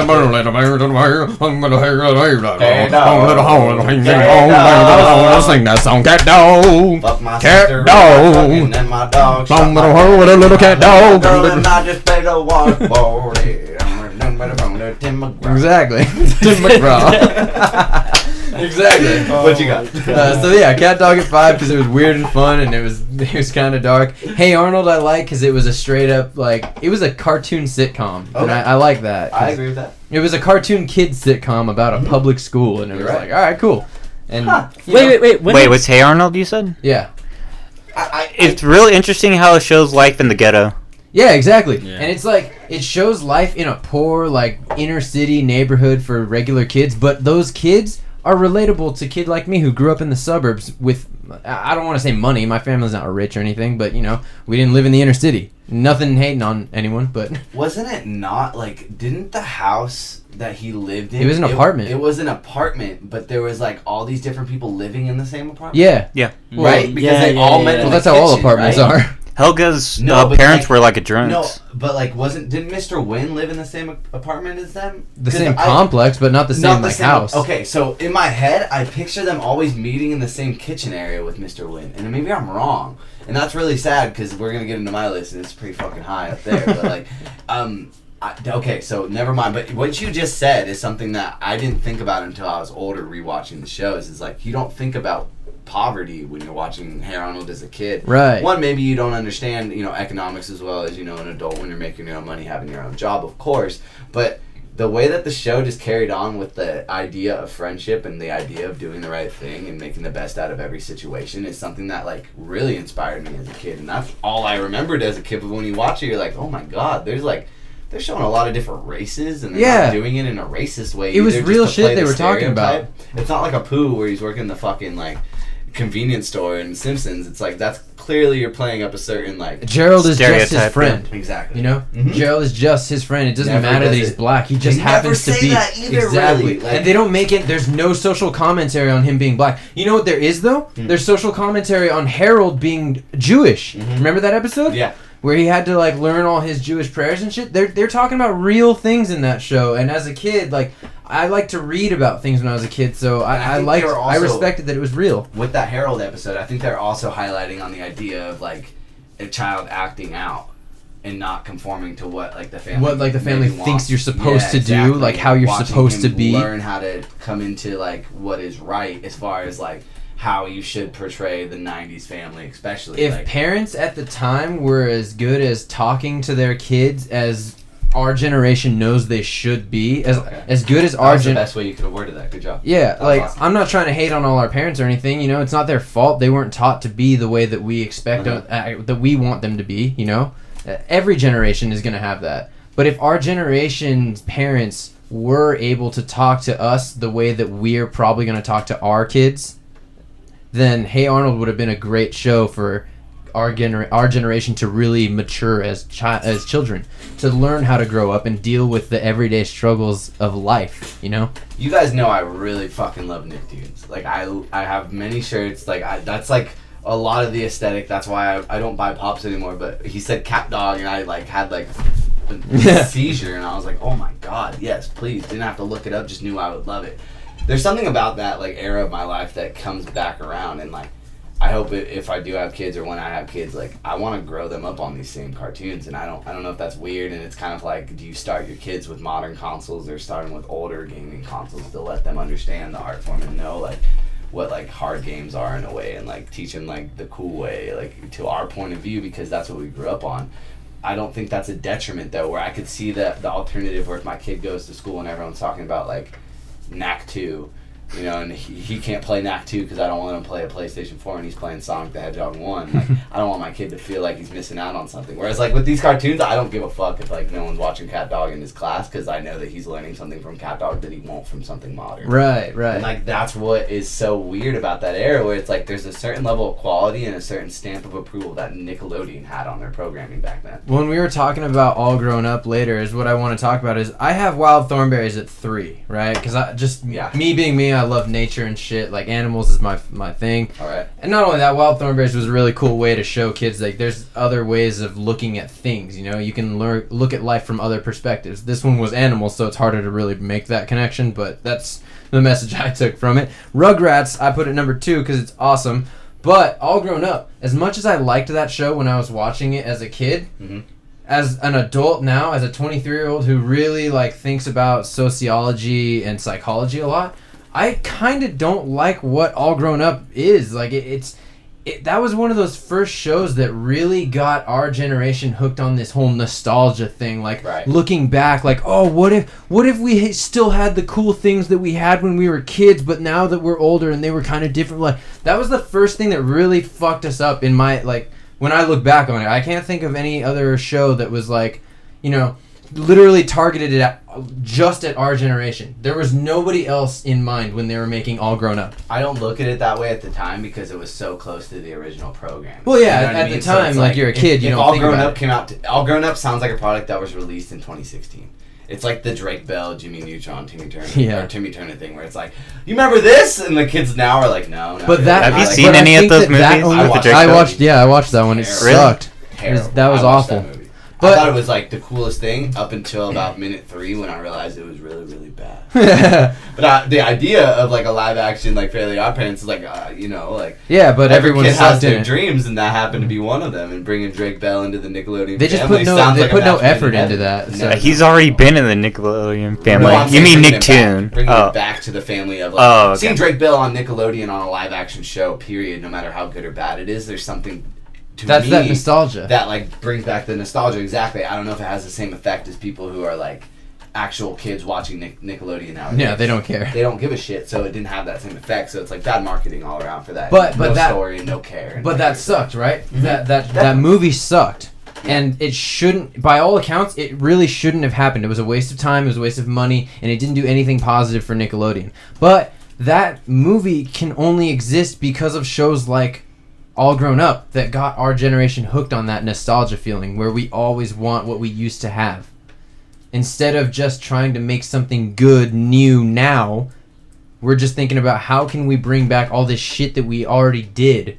And that's the perfect reason why it's the perfect money schedule. Well, I'm saying this is the perfect topic to come after Rick and Morty, just based off of what you said, is like that is something good now. But exactly. There's not enough of them to where we can remember the era of 2015 to 2017 or whatever the fuck it is. Right. And be like, that was the best era of cartoons. That doesn't exist anymore. Exactly, like, exactly. Of this era where there was so much going on and they were all good enough to play back to back to back and have the same effect. And think about how much of it we had at the time. When All Grown Up was out, that was when like, Danny Phantom, Fairly Odd Parents. Those were good. But those were good shows, right? And they were all new. Mm-hmm. But you had that one All Grown Up that kept bringing you back to the 90s and all that shit that you don't have anymore. And it was like, man. And you remember how good All Grown Up was when you were watching that? I never thought it was good when I was watching it. Really? Okay. Yeah, okay, that's fair. But like... All Grown Up. I really want to I hate that theme song. All Grown Up. God. With you. That was bad. All grown up with you. That was like Rugrats' attempt at connecting with Ruffum's the leaving teenagers, for the last like fucking As Told by Ginger. Oh, dude, As Told by Ginger almost made it on the list, but it's yeah, exactly, and that's the same I only thing. seen like one episode of that show. It was just called Ginger, it was, I believe. Yeah. No, it was As Told by Ginger. As Told by Ginger. That was the title. Yeah. That is a terrible title. Holy no, shit. that's a good title. That's Alright, so we have a couple more lists to go. You could just call it Ginger. No, I'm glad that we got all our opinions out, so now we can go on to Exactly. Ruffum. Oh, yeah. We can just speed through it. But yeah, what's So your what was Oh, you number can one? speed. Oh, my number one was Rocket Power because that show was the epitome of the coolest Rocket fucking Power. thing Yeah. I've Oh, ever okay. seen on TV when I was a kid. I wanted to be a skateboarder. I still do skateboard, and I think it's because of Rocket Power. I don't think anyone can argue with you because we all love Rocket Power and it's going to be reflected. on That our show list. made me want to get I'm outside looking and get up- off the Whoa, couch. you motherfucker. All right. Spoke too soon, but let me get this out of the way. Coming in at number 12 is Kablam.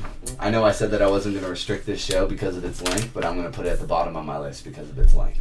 4 minutes can't compare to 28 minutes or whatever the fuck it is. I mean, I guess it could. I shouldn't say quantity over quality, but these shows are all quality. That's why we're talking about them in 2017. Literally 27 years since the beginning of the 90s. That's like crazy to think about if you think about it that way. Coming in at number 11 is SpongeBob. Me and you have the same exact thing, but switched, I think.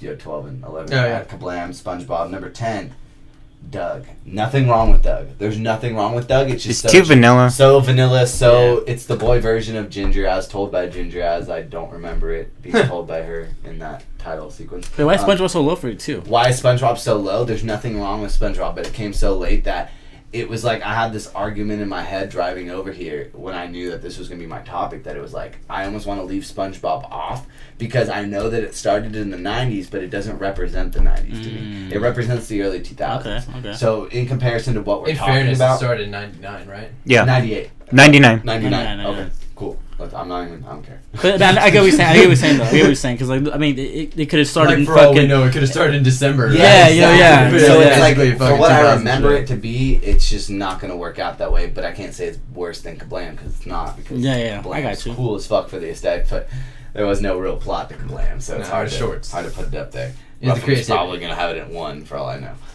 Coming in at number 9 after Doug is, and no offense, yeah, SpongeBob is awesome, bro. Like, there's, No, I get what you're saying. Yeah. I get what you're saying. I no. just think a lot of the episodes, if I really thought about like the ones that highlight, it'd be like 2 to 3. And 1 is Really? awesome too. I think there's some great episodes in 2 to 3, bro. But I'm just saying that I can't guarantee that all the episodes that I would bring up, right? I can't understand what you're saying. That's a good episode. That's a great episode. That one was Is a that good one. I can Or never is put that that 2 one or away. That was from season 1. Okay, for sure. I can never. Rock Bottom, I what's the can episode? never Yeah. include that in Golden my Glove like World. reason why I don't like SpongeBob. that was the one outlying episode. Go on. What's your next one? Number 8, Rocko's Modern Life. Nothing wrong with that. It's too crazy, and like I don't have very many personal remembrances of that. And number 7 on is where I really get into like some high critic ass shit, where I'm like, really think that this is like the definitive, like this is me being some pretentious asshole, like 7 is not better than 6. There's no way, where I could make an argument that like Rocko's Modern Life and Doug are pretty Let's similar. hear it. Alright. 7, Wild Thorn Bears. 6, Ren and Stimpy. Which, if we got onto like personable, Ren and Stimpy is 1 for me, because every single holiday, my brother and I would wake up way before everybody, specifically Christmas, and it would be like we're up at 4 in the morning trying to open presents, and no parent who's sane are gonna let their kids open at 4 in the morning. So like we're waiting until 8 in the morning. We have 4 hours to go. We had this one Ren and Stimpy tape that was 5 hours long. And it was the perfect time for us to watch all these episodes once a year on Christmas, or like if we woke up early on like Thanksgiving or some shit. This is your That's- 6th? How's This that a is kids 6 show, on- by the way? What? How's that a kids show, by the way? It's not. That's Not why at all. it's so good, dude. Because it really broke this like the mold of what kids shows are. I gotta give Ren and Stimpy credit because I think without that, Rick and Morty doesn't exist. Rick and Morty, Adventure Time, Ren and Stimpy. There's very clear. Invader Zim's right in there Yeah. too, to fill in the gap. But Ren and Stimpy, I just don't think when you compare it to like what the shows are standing for aren't as good on quality level. But for personal resonance, Ren and That's Stimpy's number 1. 6. Oh, Yeah. 1 and 1. Oh. It was number 1 if Oh. it was only based on person. You know how you're like, well, SpongeBob's really personal to me and my sister. I don't think Ren and Stimpy's that good of a show. It just means something to me and my brother. I can't let that reflect, Gotcha, because gotcha. this is serious shit, guys. Gotcha. Yeah. Check out my Nicktoons podcast coming soon. No, not really. I wish I had time for that. Number 5, Cat Dog. Nice. Same spot. Oh, sweet. That's from the same spot as me. Oh, do you have it at 5? I had 2. What do you got? Oh, you got Cat I have it on 7. Oh, okay. Taking I that. take that fist fucking back. But then I was like, oh, I don't know why I fist bumped him, to be honest. Fist bump me, Alex. Oh, we can't do this. Sorry. Number 4, Real Monsters. Number 3, Rocket Power. Number 2, This is where it gets good, guys. Rugrats. Nice. Number Same one. here. Number 1. Anyone know what I left out? Yeah, you left off Wow. Angry Beavers. Did you say Hey I Arnold? never put. I didn't. I skipped over Angry Beavers. Oh, was that? You just didn't say it. It was 9. Oh, it was 9. I think we went from 10 to 7. No, I thought you said Angry Bird. Angry Beavers was 9. Just Yeah, in case my I bad. fucked that up. No worries. Wow. Oh. Hey Ren and Arnold, Stimpy? motherfuckers. Hey, Oh, duh. Yeah, Hey Arnold's just. There's something about, and you brought up points today that like Even were stuff that I knew, and it only solidified it. Like it really just hardened that concrete. You're like, oh shit, it's at number 1, but now it's at number 1 plus. Exactly, dude. So that's my list. Let us know again what your list is, but before we do that, let's hear This was an easy list for me until I got to the top 2. But Yeah. number 12 was Kablam. Just a lot of the episodes were lost, and I don't really remember the show so much, so that's why I have it on there. 11, All Real Monsters. I never seen that show at all. But it's still above. Since you added Kablam so late into this, that's why I had it on 12. Threw a fucking ripple into this. I know, it's the same as Alex. Yeah, same as me. Yeah, same as me. Number 10, Rocket Power. I just couldn't get into that What? show at all. Wow. Nerd. Wow. Number 9, Fucking Doug. never went outside. No. He's like, Num- no. He's like, no, I didn't. I've never ridden a bike, skateboard. I've never had blades. None of that shit. I did not get what they were talking about. That was like aliens on that show. I mean, yeah, I always went outside, like, riding bikes and such. I wasn't, like, that He's like, I rode extreme my into bike for sports. transportation. I did not ride my bike or jump it off of anything ever. I just can't get into The Bachelor. I maybe got a skateboard once because of that show, but it didn't last that long. Hey, fuck these guys, alright? Continue Yeah, your list. fuck- Alright. Don't Continue let me. this list. Don't, like don't take my judgment and make it guys, real. right? Number 8, The Wild Thornberries. Damn. You're breaking my heart, man. Number 7, Cat Dog. Wow. Oh my god. Number 6, Angry Beavers. Number 5, Rugrats.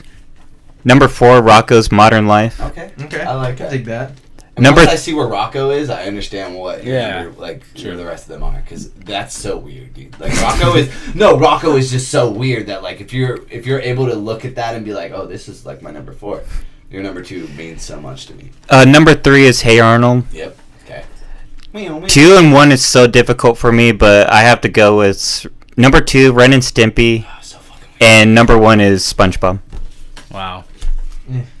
Ren and Stimpy them too. So even though SpongeBob came out so late in the game, you don't think it like my No. point doesn't stay the same with you, and I know it's my point, so I don't think it should. But I want you to really tell me why. I watched nothing but SpongeBob when I was young. I know you do, and I don't know why I know you do, but maybe did we talk about SpongeBob at Toys R Us when we worked together? We maybe have. Okay, because I there was something that you said earlier in this topic where I thought you were gonna put SpongeBob like way later, and when you said that word, I was like, oh man, I don't know. I thought it would be number 1 for sure. And then When I saw said, your number well, one. you're breaking my heart to Kyle. Yeah, okay, you're right. My bad. That just proved my point wrong. So I'll shut up.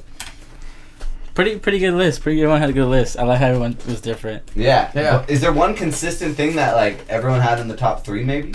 What was your 3? Rugrats was number 2. What is Rugrats on yours? Dude, I fucking totally forgot to put Rugrats on there. Oh So, no, well- shit! That was number 12 for you.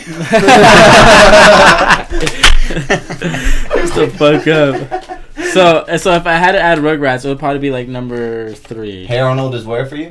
Hey Arnold would be 5. What's Hey Arnold for you? Hey Arnold was 4 for me. Okay, yeah, Hey Arnold I think might have the best average. 1 for me, 3 for you, 4 for you, Five, and 5, or yeah. 5 for you and 4 for you. Mhm. That's pretty good. Yeah.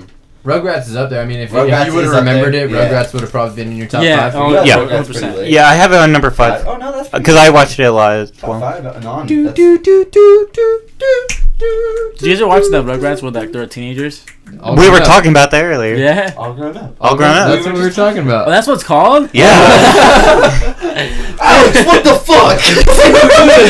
Where were At you? least 10 minutes of the discussion. Oh no, I didn't know that was the show called. Oh, dude, I have to watch your face the whole time. No, Yeah, I know. I was- I can't wait to watch this podcast. I wasn't even like, I was like, what did they talk? What the He's fuck? like, is what all the grown fuck up? is this all I was grown gonna up look it shit up they too. I'm keep like, what talking the about? fuck is that? He's like, why are they talking about this now? We were just talking about Rugrats. What the fuck? Oh man, that was so scripted shit. Like Dude, a I teleprompter where after the segment, Alex, come in and we'll get a good Just laugh. throw a out of wrench it. in the gear. Swear to God, I was like, what the fuck is all they talking about? All grown up. I was like, I didn't even know it came out in the 90s. I was like, No, I can't. No. 2000s, that's why it's not on the list. Oh, okay. Yeah, Alright. yeah. And that's what I was saying is like that all grown up, that teenager show is the thing that really started our generation on this whole like, oh, I wish we had what we used to have. Yeah, okay. My bad. Let us know in the comment section Holy below fuck, dude. if you knew.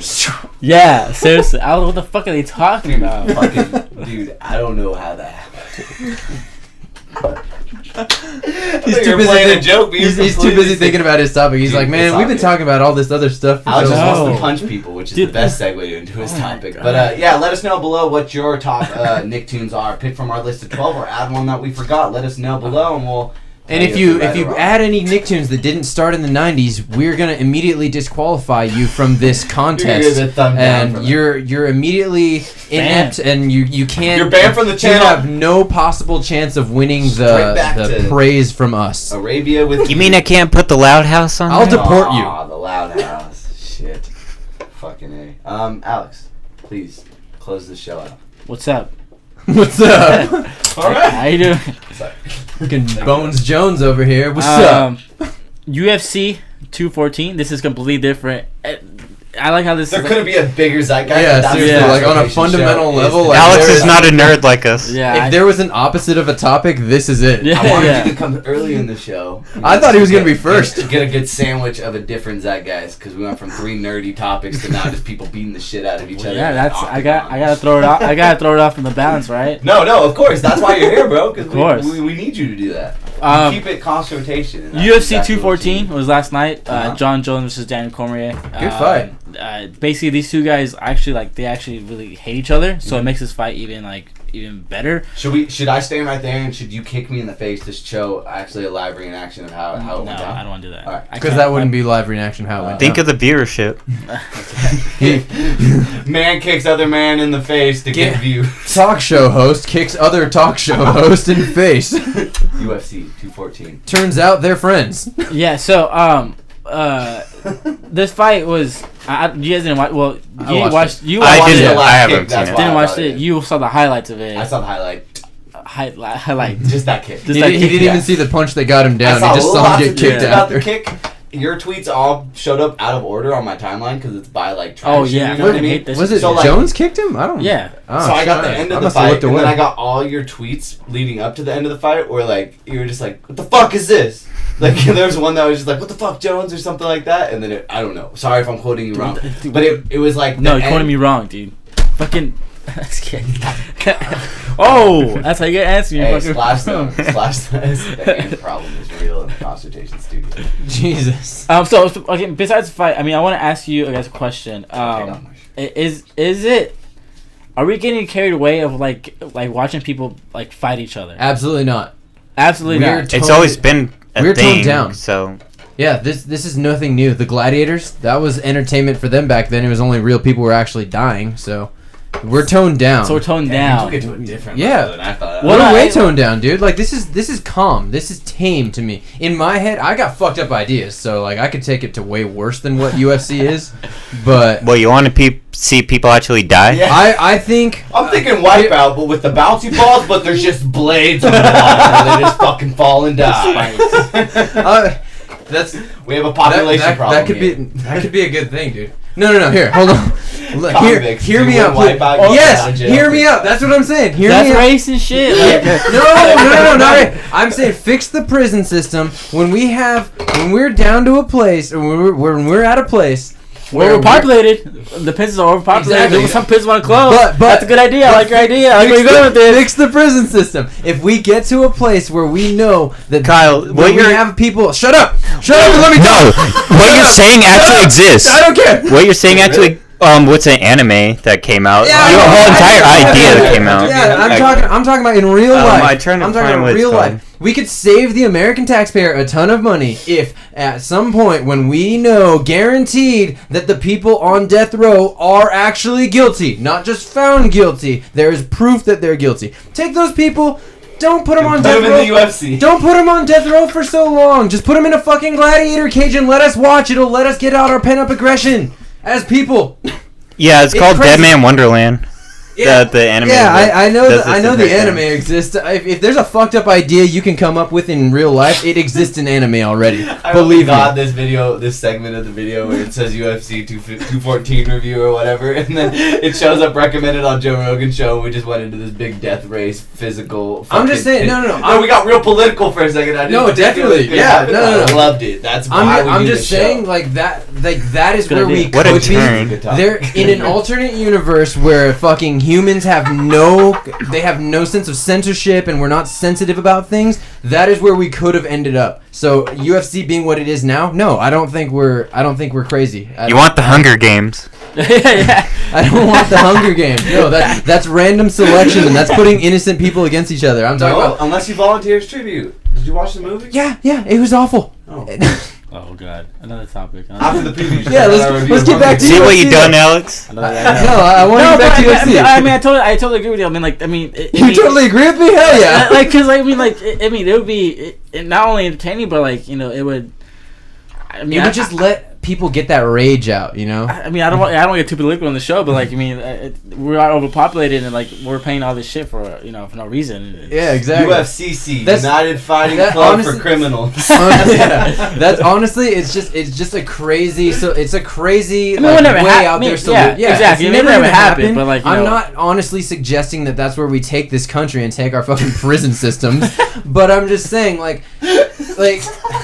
Come to the Cost Rotation show whenever you need to know what to do with your political system. Yeah. No, it's just We got it's one of advice those out things. there. It's like we know there's a problem. We can either say, "Oh, here's a solution," or we can say, "Here's the problem," and we can just keep going on about what the problem is, I'm not suggesting that's the solution, but in some arguments that will come up, and someone needs to be prepared for a counter argument. So fighting nowadays will be paid to see a fight. That's just natural norm. That's Absolutely. nobody has a problem with that. That's the human condition, man. No. Can you see the other side of it though? I don't Absolutely. want to be like a wuss about it. Like, I don't want to say that like there's something wrong with it, but there's definitely. I think it's just because it's considered a sport, no one has a problem with it. That's the thing, is like if it was called anything else, there would be like if this was just a game show where people just beat the shit out of each other, it wouldn't be okay. You know what I mean? But But something that's what about, it is, though. It is a game show where people beat the shit out of each other It's because they not get a game cash show. prize. It's under the sports category. Well, no, I get that as Yeah. far as media is concerned. Yeah. Yeah. But There's an at argument to the be at made the that end it's of a what it game is, show, it for is. sure. Yeah, it's absolutely a game Someone show. It's wins. a contest. You get cash prize at the end of it, and there's some gray area on how much of that cash prize you actually get because Right. you have to give it away in certain things. Same thing with game shows. You're just smarter on a game show. You're stronger on a fight show. Yeah, but anyone can go on a game show, arguably, and you have to train. Absolutely, but you can't say no, that I'm just any saying that's what makes it a sport. I think that's the line. Right. I get what you're saying. any And- fighter can be a smart person. Okay, and if that UFCC came along, that would be a game show. I Right. don't care how much. Like, we don't give a fuck how much they trained, because Life probably trained them when they killed that kid or whatever the fuck they got them in that place. But that would be the game show version of UFC. This is like two dudes who promote this shit for a month, and they just fucking beat the shit out of each other to get their family to make more money. You know what I mean? Like, there's something about the level of survival, which is something that's very basic as far as humans, like, instincts and human behavior. That's Like, what I'm saying, one of dude. the most It's- primitive things. This is regulated gladiator fights. I just thought that statement was being like almost got a slap in the face by putting in the same like category as Jeopardy. That's why I said something like that. Oh well, yeah, no. But that's what I mean. We can get into the nitty gritty, but No, in I my don't wanna head, get- you're in right. my head, I wasn't thinking like a game show version of convicts fighting. I was thinking just literally. Can we have that? Yeah, that's what I'm saying. Yeah, like, that's I what would bring me absolutely and watch Ruffum it. into it though. Right, If it was right. a game show, I was like, man. That shit could exist. That's They had to fight for a bit, and then Yeah, after a yeah. while, they had to do like a quiz kind of thing. Oh my god. that could be by all accounts that could be a real thing. But in my head, what I meant was just like gladiators. Give them some weapons and they fight each other till one of them's dead. What if That was Sir- a thing. Now If it's you not a answered thing. this question correctly, you'll get this hammer. That's amazing. We need to make this an animated show. Oh my Shit. god. Oh fuck! I was thinking like, what if Survivor literally meant what the title said? It was just like Survivor. everyone, like there's 18 people that show up on an island, but only one leaves, and they win $1 million. That's Hunger Games. Battlegrounds. That is like Battlegrounds. Battlegrounds, Yeah, dude. on a video game sense. fucking Hunger badass, Games on a dude. movie sense, like yeah. That'd be fucking badass. Yeah. I But anyway, let's get back to UFC. What you were talking about. I wasn't talking about. I mean, not just like UFC in general. I'm just talking like in general. Like is it wrong to pay these guys to watch them fight? And you guys said you basically just broke it down. I mean, no. But I think it's not wrong to pay them to fight. I think it would be worse if we didn't pay them to fight. what about our children watching this? Not our children, but like the children of the world. That's Do you think that's a bad thing or a good thing? That's on the parents. You cannot blame society for the effects of a children. But can we blame society for glorifying it? Because that's exactly what it is. That's what I'm saying. Like, but that's on the parents. The parents have to say, "Hey, look, they glorified this. This is not as cool as it looks." But if you look at a 4-year-old and say they glorified this, she's just gonna be like, "What?" Yeah, that's why you have to. They're You have to fighting say it in each other. 4-year-old Like terms. they're fighting each other. Yeah. That's like to a little kid, that could be like that doesn't know anything about the UFC or anything about fighting or boxing. Yeah, like I watched that. boxing as a kid, and I didn't want to fight every single person I saw. And every parent is different, so parents who show that sporting event as like a family thing where all the family's watching and this 4-year-old kid's watching it, and then they go to kindergarten and like. Well, you just have to explain what's But what what you, if- I'm just like the saying rights that- and wrongs of doing. You're right. Oh, it's only right if they pay you and you train your whole life to Yeah, exactly. Hey, If did you you make a get? Did career you out get? of it, Yeah, it's yeah. okay. If your kid comes home with a referral for punching another kid in the face, you say, That's my "Hey, point. nobody gave you money to punch that kid in the face. This was not a televised event. You don't get to punch that kid in the face. So teach your kids lessons. Don't blame society." Like in public versus in private, the practicalities of what is right and what is acceptable and what is wrong is completely different. Not You know only what I mean? that, like we're talking about right and wrong right now as if there's a black and white. There are gray areas in all of life. Definitely. I'm not saying that like everyone who gets punched in the face didn't deserve it. I'm just saying that in kindergarten, if there's a family of a kid who doesn't grow up on UFC and pacifist family who is like, "Don't hit a kid, Timmy," but then the other kid who has actually an altercation with this kid, his family watches UFC and he thinks fighting's okay, he's gonna fucking punch that kid in the face, and that doesn't necessarily But now mean it's that on that the kid parents. deserved it. It is on the parents, but the fact that society is becoming more accepting of an event like this with the whole Mayweather and McGregor bullshit. Yeah, But it's that is also the on the most pacifist kid's parents too. That pacifist kid, he's out there like, "Oh, my parents told me not to punch anyone, and they told me not to do this, not to do this." Peer But pressure you're- exists though. right, bro. exactly. If enough people watch it at a bar, then everyone. Exactly, that's what I'm saying. Like, if it's around, if that's a thing, you can't blame the thing for changing the person. So is what is popular is always right? No, what is popular isn't always right, but what people have to do is not judge what's on TV as the dictation of what is right and wrong. We're also You have to- assuming that people have a heightened level of intelligence because like. What we're saying sounds like, oh, that's no shit to us, maybe necessarily. At least that's how I felt, where it's like, yeah, you shouldn't look at TV as face value, or you should look at it as face value. Like, oh, this isn't necessary. Like, there's more behind the scenes. Just take it for what it is, or don't live by it like it's a religion. Like, you know what I mean? Like, the people who watch The Bachelorette, like, you can't always believe that these people are in love. You can't always believe that these people are None of them heartbroken. Exactly. I mean, On that's T- my opinion, though. This is what you need to tell your kids. If it's on TV, it's not real. And, Ashley from season 5. What the fuck? I watched one episode of The Bachelor, and I think they're still together. They had a kid. Okay, but back to this point that we're in the middle of talking about. If it's on TV, it's not real. If your kid can't understand that, then you're not doing a good enough job parenting your kid. If your kid is getting in trouble for punching pacifist kids at school, you need to do a better job of teaching your kid not to punch pacifist kids at school. And pacifist parents, you need to... But is the kid wrong if that's what he sees on Yes, the the weekend? kid is wrong. The kid is still wrong. Just because you see it on TV doesn't mean it's okay to punch someone. But does he know he's wrong? No, he doesn't know he's wrong, but he's then a kid. He's not wrong. Oh my God, no. Just because you don't know You you're know what wrong. I mean? Like in the eyes of the kid, he's not doing that's anything not wrong. Okay, so how about terrorism? These terrorists, they go and That they blow Yeah, I was themselves. like, whoa, No, dude. I'm making an Jesus argument. Christ. I'm making an argument. Let me talk. No, okay. If a terrorist blows himself up because he thinks he's doing what is right by his religion, he's still doing the wrong thing. If a kid punches his friend because he thinks he's doing what's right because it's on TV, he's still doing the wrong thing. It's up to people to learn when is right and wrong. It's up to parents to teach their kids when is right and wrong. It's up to friends to be there for their friends to teach when is right and wrong. You're never always right. You're never always wrong. You're constantly learning. Yeah, but I think the fact that we're able to go back and forth like that, where we're each making points where it's like, yes, you're right, but blah blah blah blah blah blah blah. It's like there's so many variables in life. You know what I mean? There's so many variables with every situation where it's like to take in a medium and like. You know, you see Batman punch a kid in the face. Or, like, in Suicide Squad, Batman straight punches Harley Quinn in the face.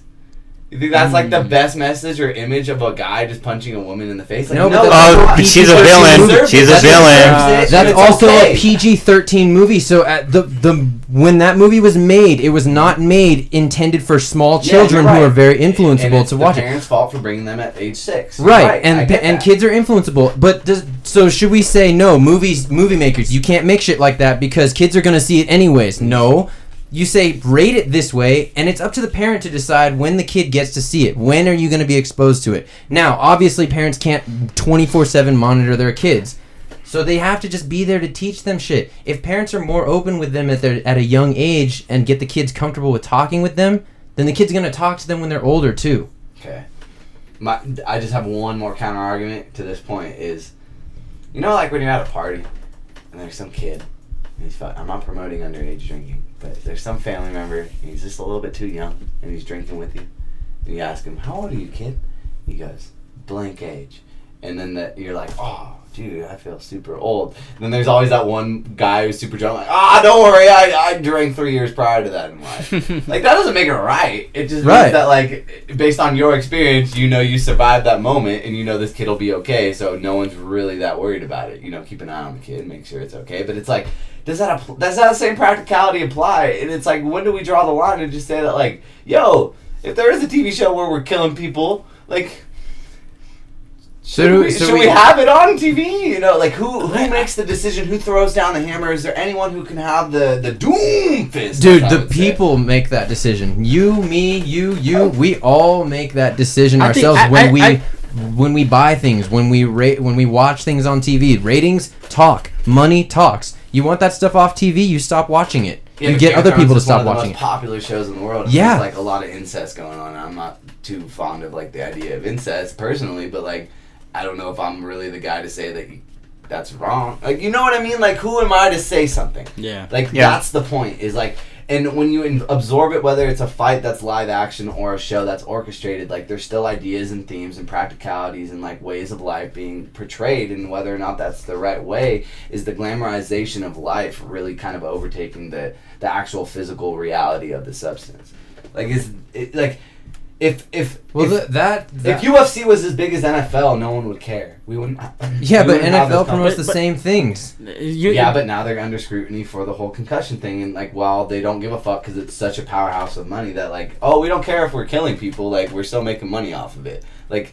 But that's not because of the message. That's not because of the influence on kids is going to be. That's because of the fucking health of the people involved. True. Their medical system is not a good thing. The UFC's medical system may be a good thing. I haven't looked into it, but nobody's under scrutiny in UFC concussion shit. But those fuckers are getting concussions. Yeah. They're getting knocked out for money. Mm-hmm. So their medical plan is part of that. Not only that, you go into the UFC expecting, like, I'm probably going to get knocked out in one of these fights. You go into NFL thinking, there's a chance I might get knocked out in a game, but generally people aren't trying to do that shit. So is it the game's fault for allowing people to have the choice to do that, or is it the athlete's choice to just make that decision for themselves? It's the athlete's choice. Everything at the end of the day comes down to the individual themselves. Now you can argue the medical system, the procedures that are involved, society as a whole. Right. We can all talk about. We can all talk about us. Unite the League, Justice League out on November 17th. Yeah. Okay. That was an interesting topic. Oh, sorry. No, but I think, honestly, we hit something crazy right there. No, yeah, I was beautiful. And I think we argued about if this topic should even exist, and I'm glad that it did. Alex, bring it back, though. UFC 214. What did you think about this, and why did you lead off with the idea of, like, glamorization versus sport versus fun? Because I was watching it, and I was just like I was at Buffalo Wild Wings, and there's so many. It's packed, fucking packed house, dude, and people are cheering on these two guys fighting each other, fucking each other up. And I'm like, dude, like. This is gone like I'm not saying it's gone out of hand, but I'm saying like it's just gone too far. Drink down. Everyone needs to get the fuck turn off everything right now. But I'm still on PGA, please. But like it got to the point. I was just like, it's like, dude, like this is like insane. Like we're glorifying these two guys to fight each other and fuck each other up. These guys don't like each other, and some guys are getting knocked out and possibly get a concussion and all that stuff. And I'm just like, is it okay? Is it okay for us to show this and portray it and glorify, like you say, and that's why I wanted to see it. I say yes. And I think it was so fascinating. You guys are just so quick to be like, yeah, fuck yeah, whatever, who gives a fuck, I say yes because on top of the responsibility of like the influence over kids, that being responsible to the parents and the people in that person's life, like we can argue responsibility all day, but on top of all that, I say yes because though it glorifies violence, fighting, brutality, it glorifies all that, but at the end of the day, some people are only good at that. And if they can get paid to do it legally and not fuck up other people who aren't trying to get fucked up, if they can train and fight for a living and make their money and make their life through that fighting, then why not? If they're willing to go through all that, if they're willing to take those risks on themselves, why is it not okay for us to pay them to do it? If they're entertaining us, I'm watching it, I should pay you. Like, hey, cool, you gave me a good night. I had a good time with my friends watching you get fucked up. You knew you were gonna get fucked up. I guess I go say like where do we draw the line of like entertainment? Is that I where think it is? the real answer, dude, is we could talk about this for so long, but we're never gonna feel like we're the ones to draw the line. Yeah, honestly, like the clear answer is you can't really draw a line. No. The line is drawn at free will. Once you start forcing people to do things they don't want to do, putting people in danger who never agreed to being in danger, then draw the line there. But as long as people are willing, or with my whole convict thing, those people, fuck them. You're proven guilty of murder or rape, then you can be put into whatever bad situation. I don't give a fuck.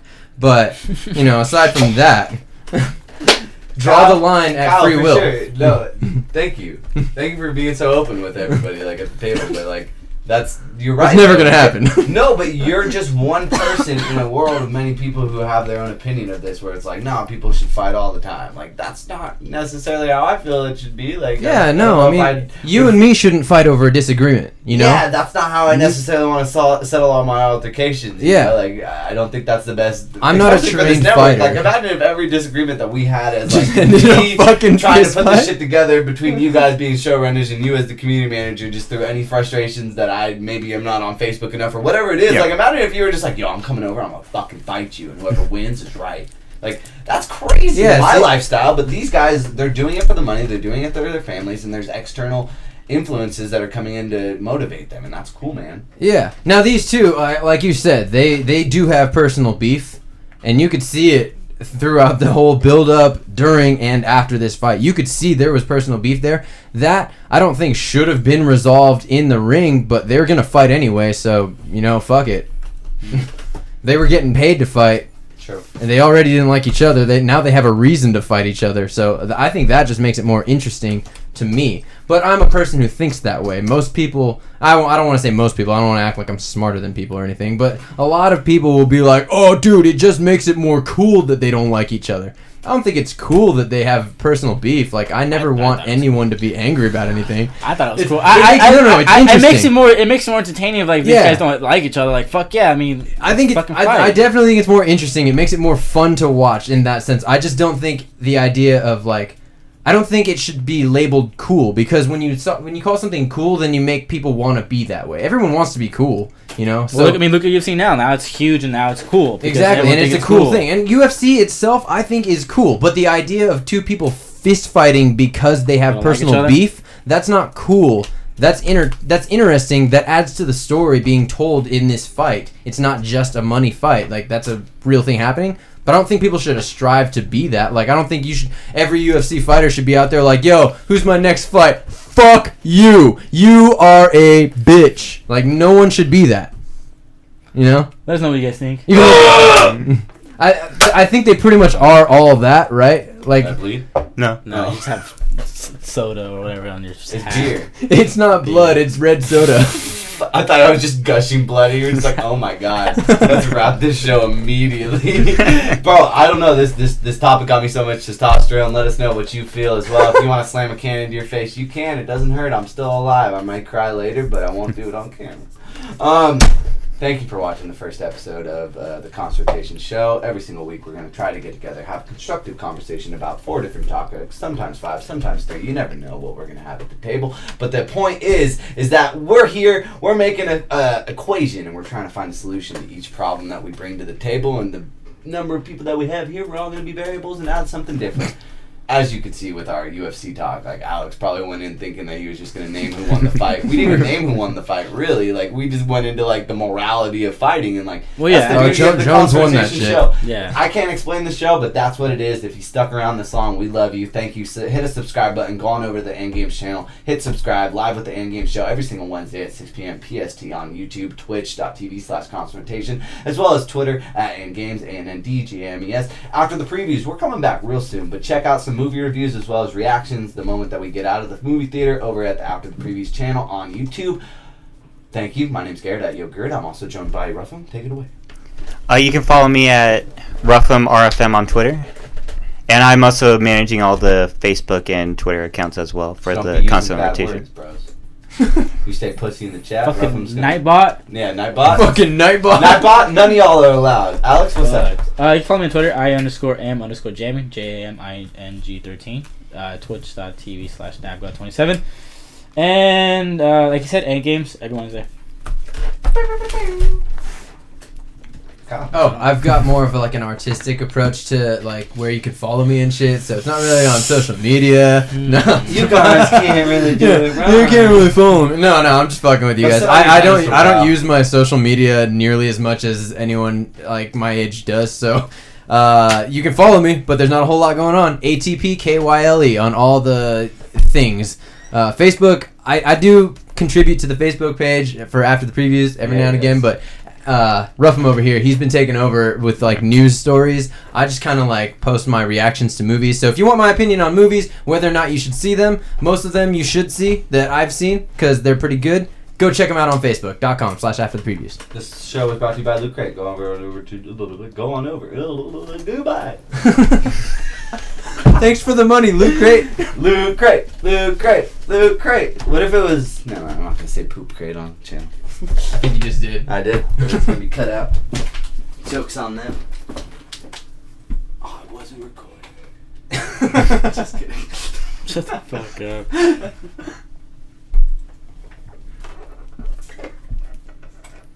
Fuck has been going on my pee all day. I need to get out of here. No, I gotta pee.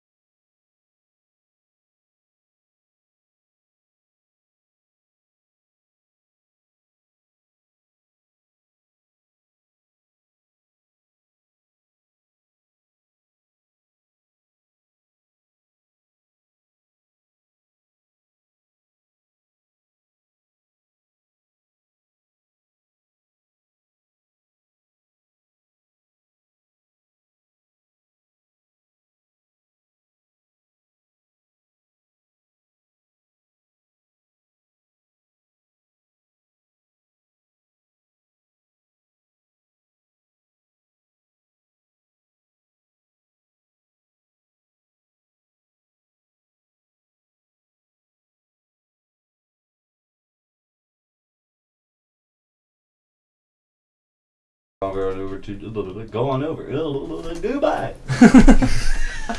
Thanks for the money, Loot Crate. Loot crate. What if it was? No, I'm not gonna say poop crate on channel. I think you just did. I did. But it's gonna be cut out. Jokes on them. Oh, it wasn't recording. Just kidding. Shut the fuck up.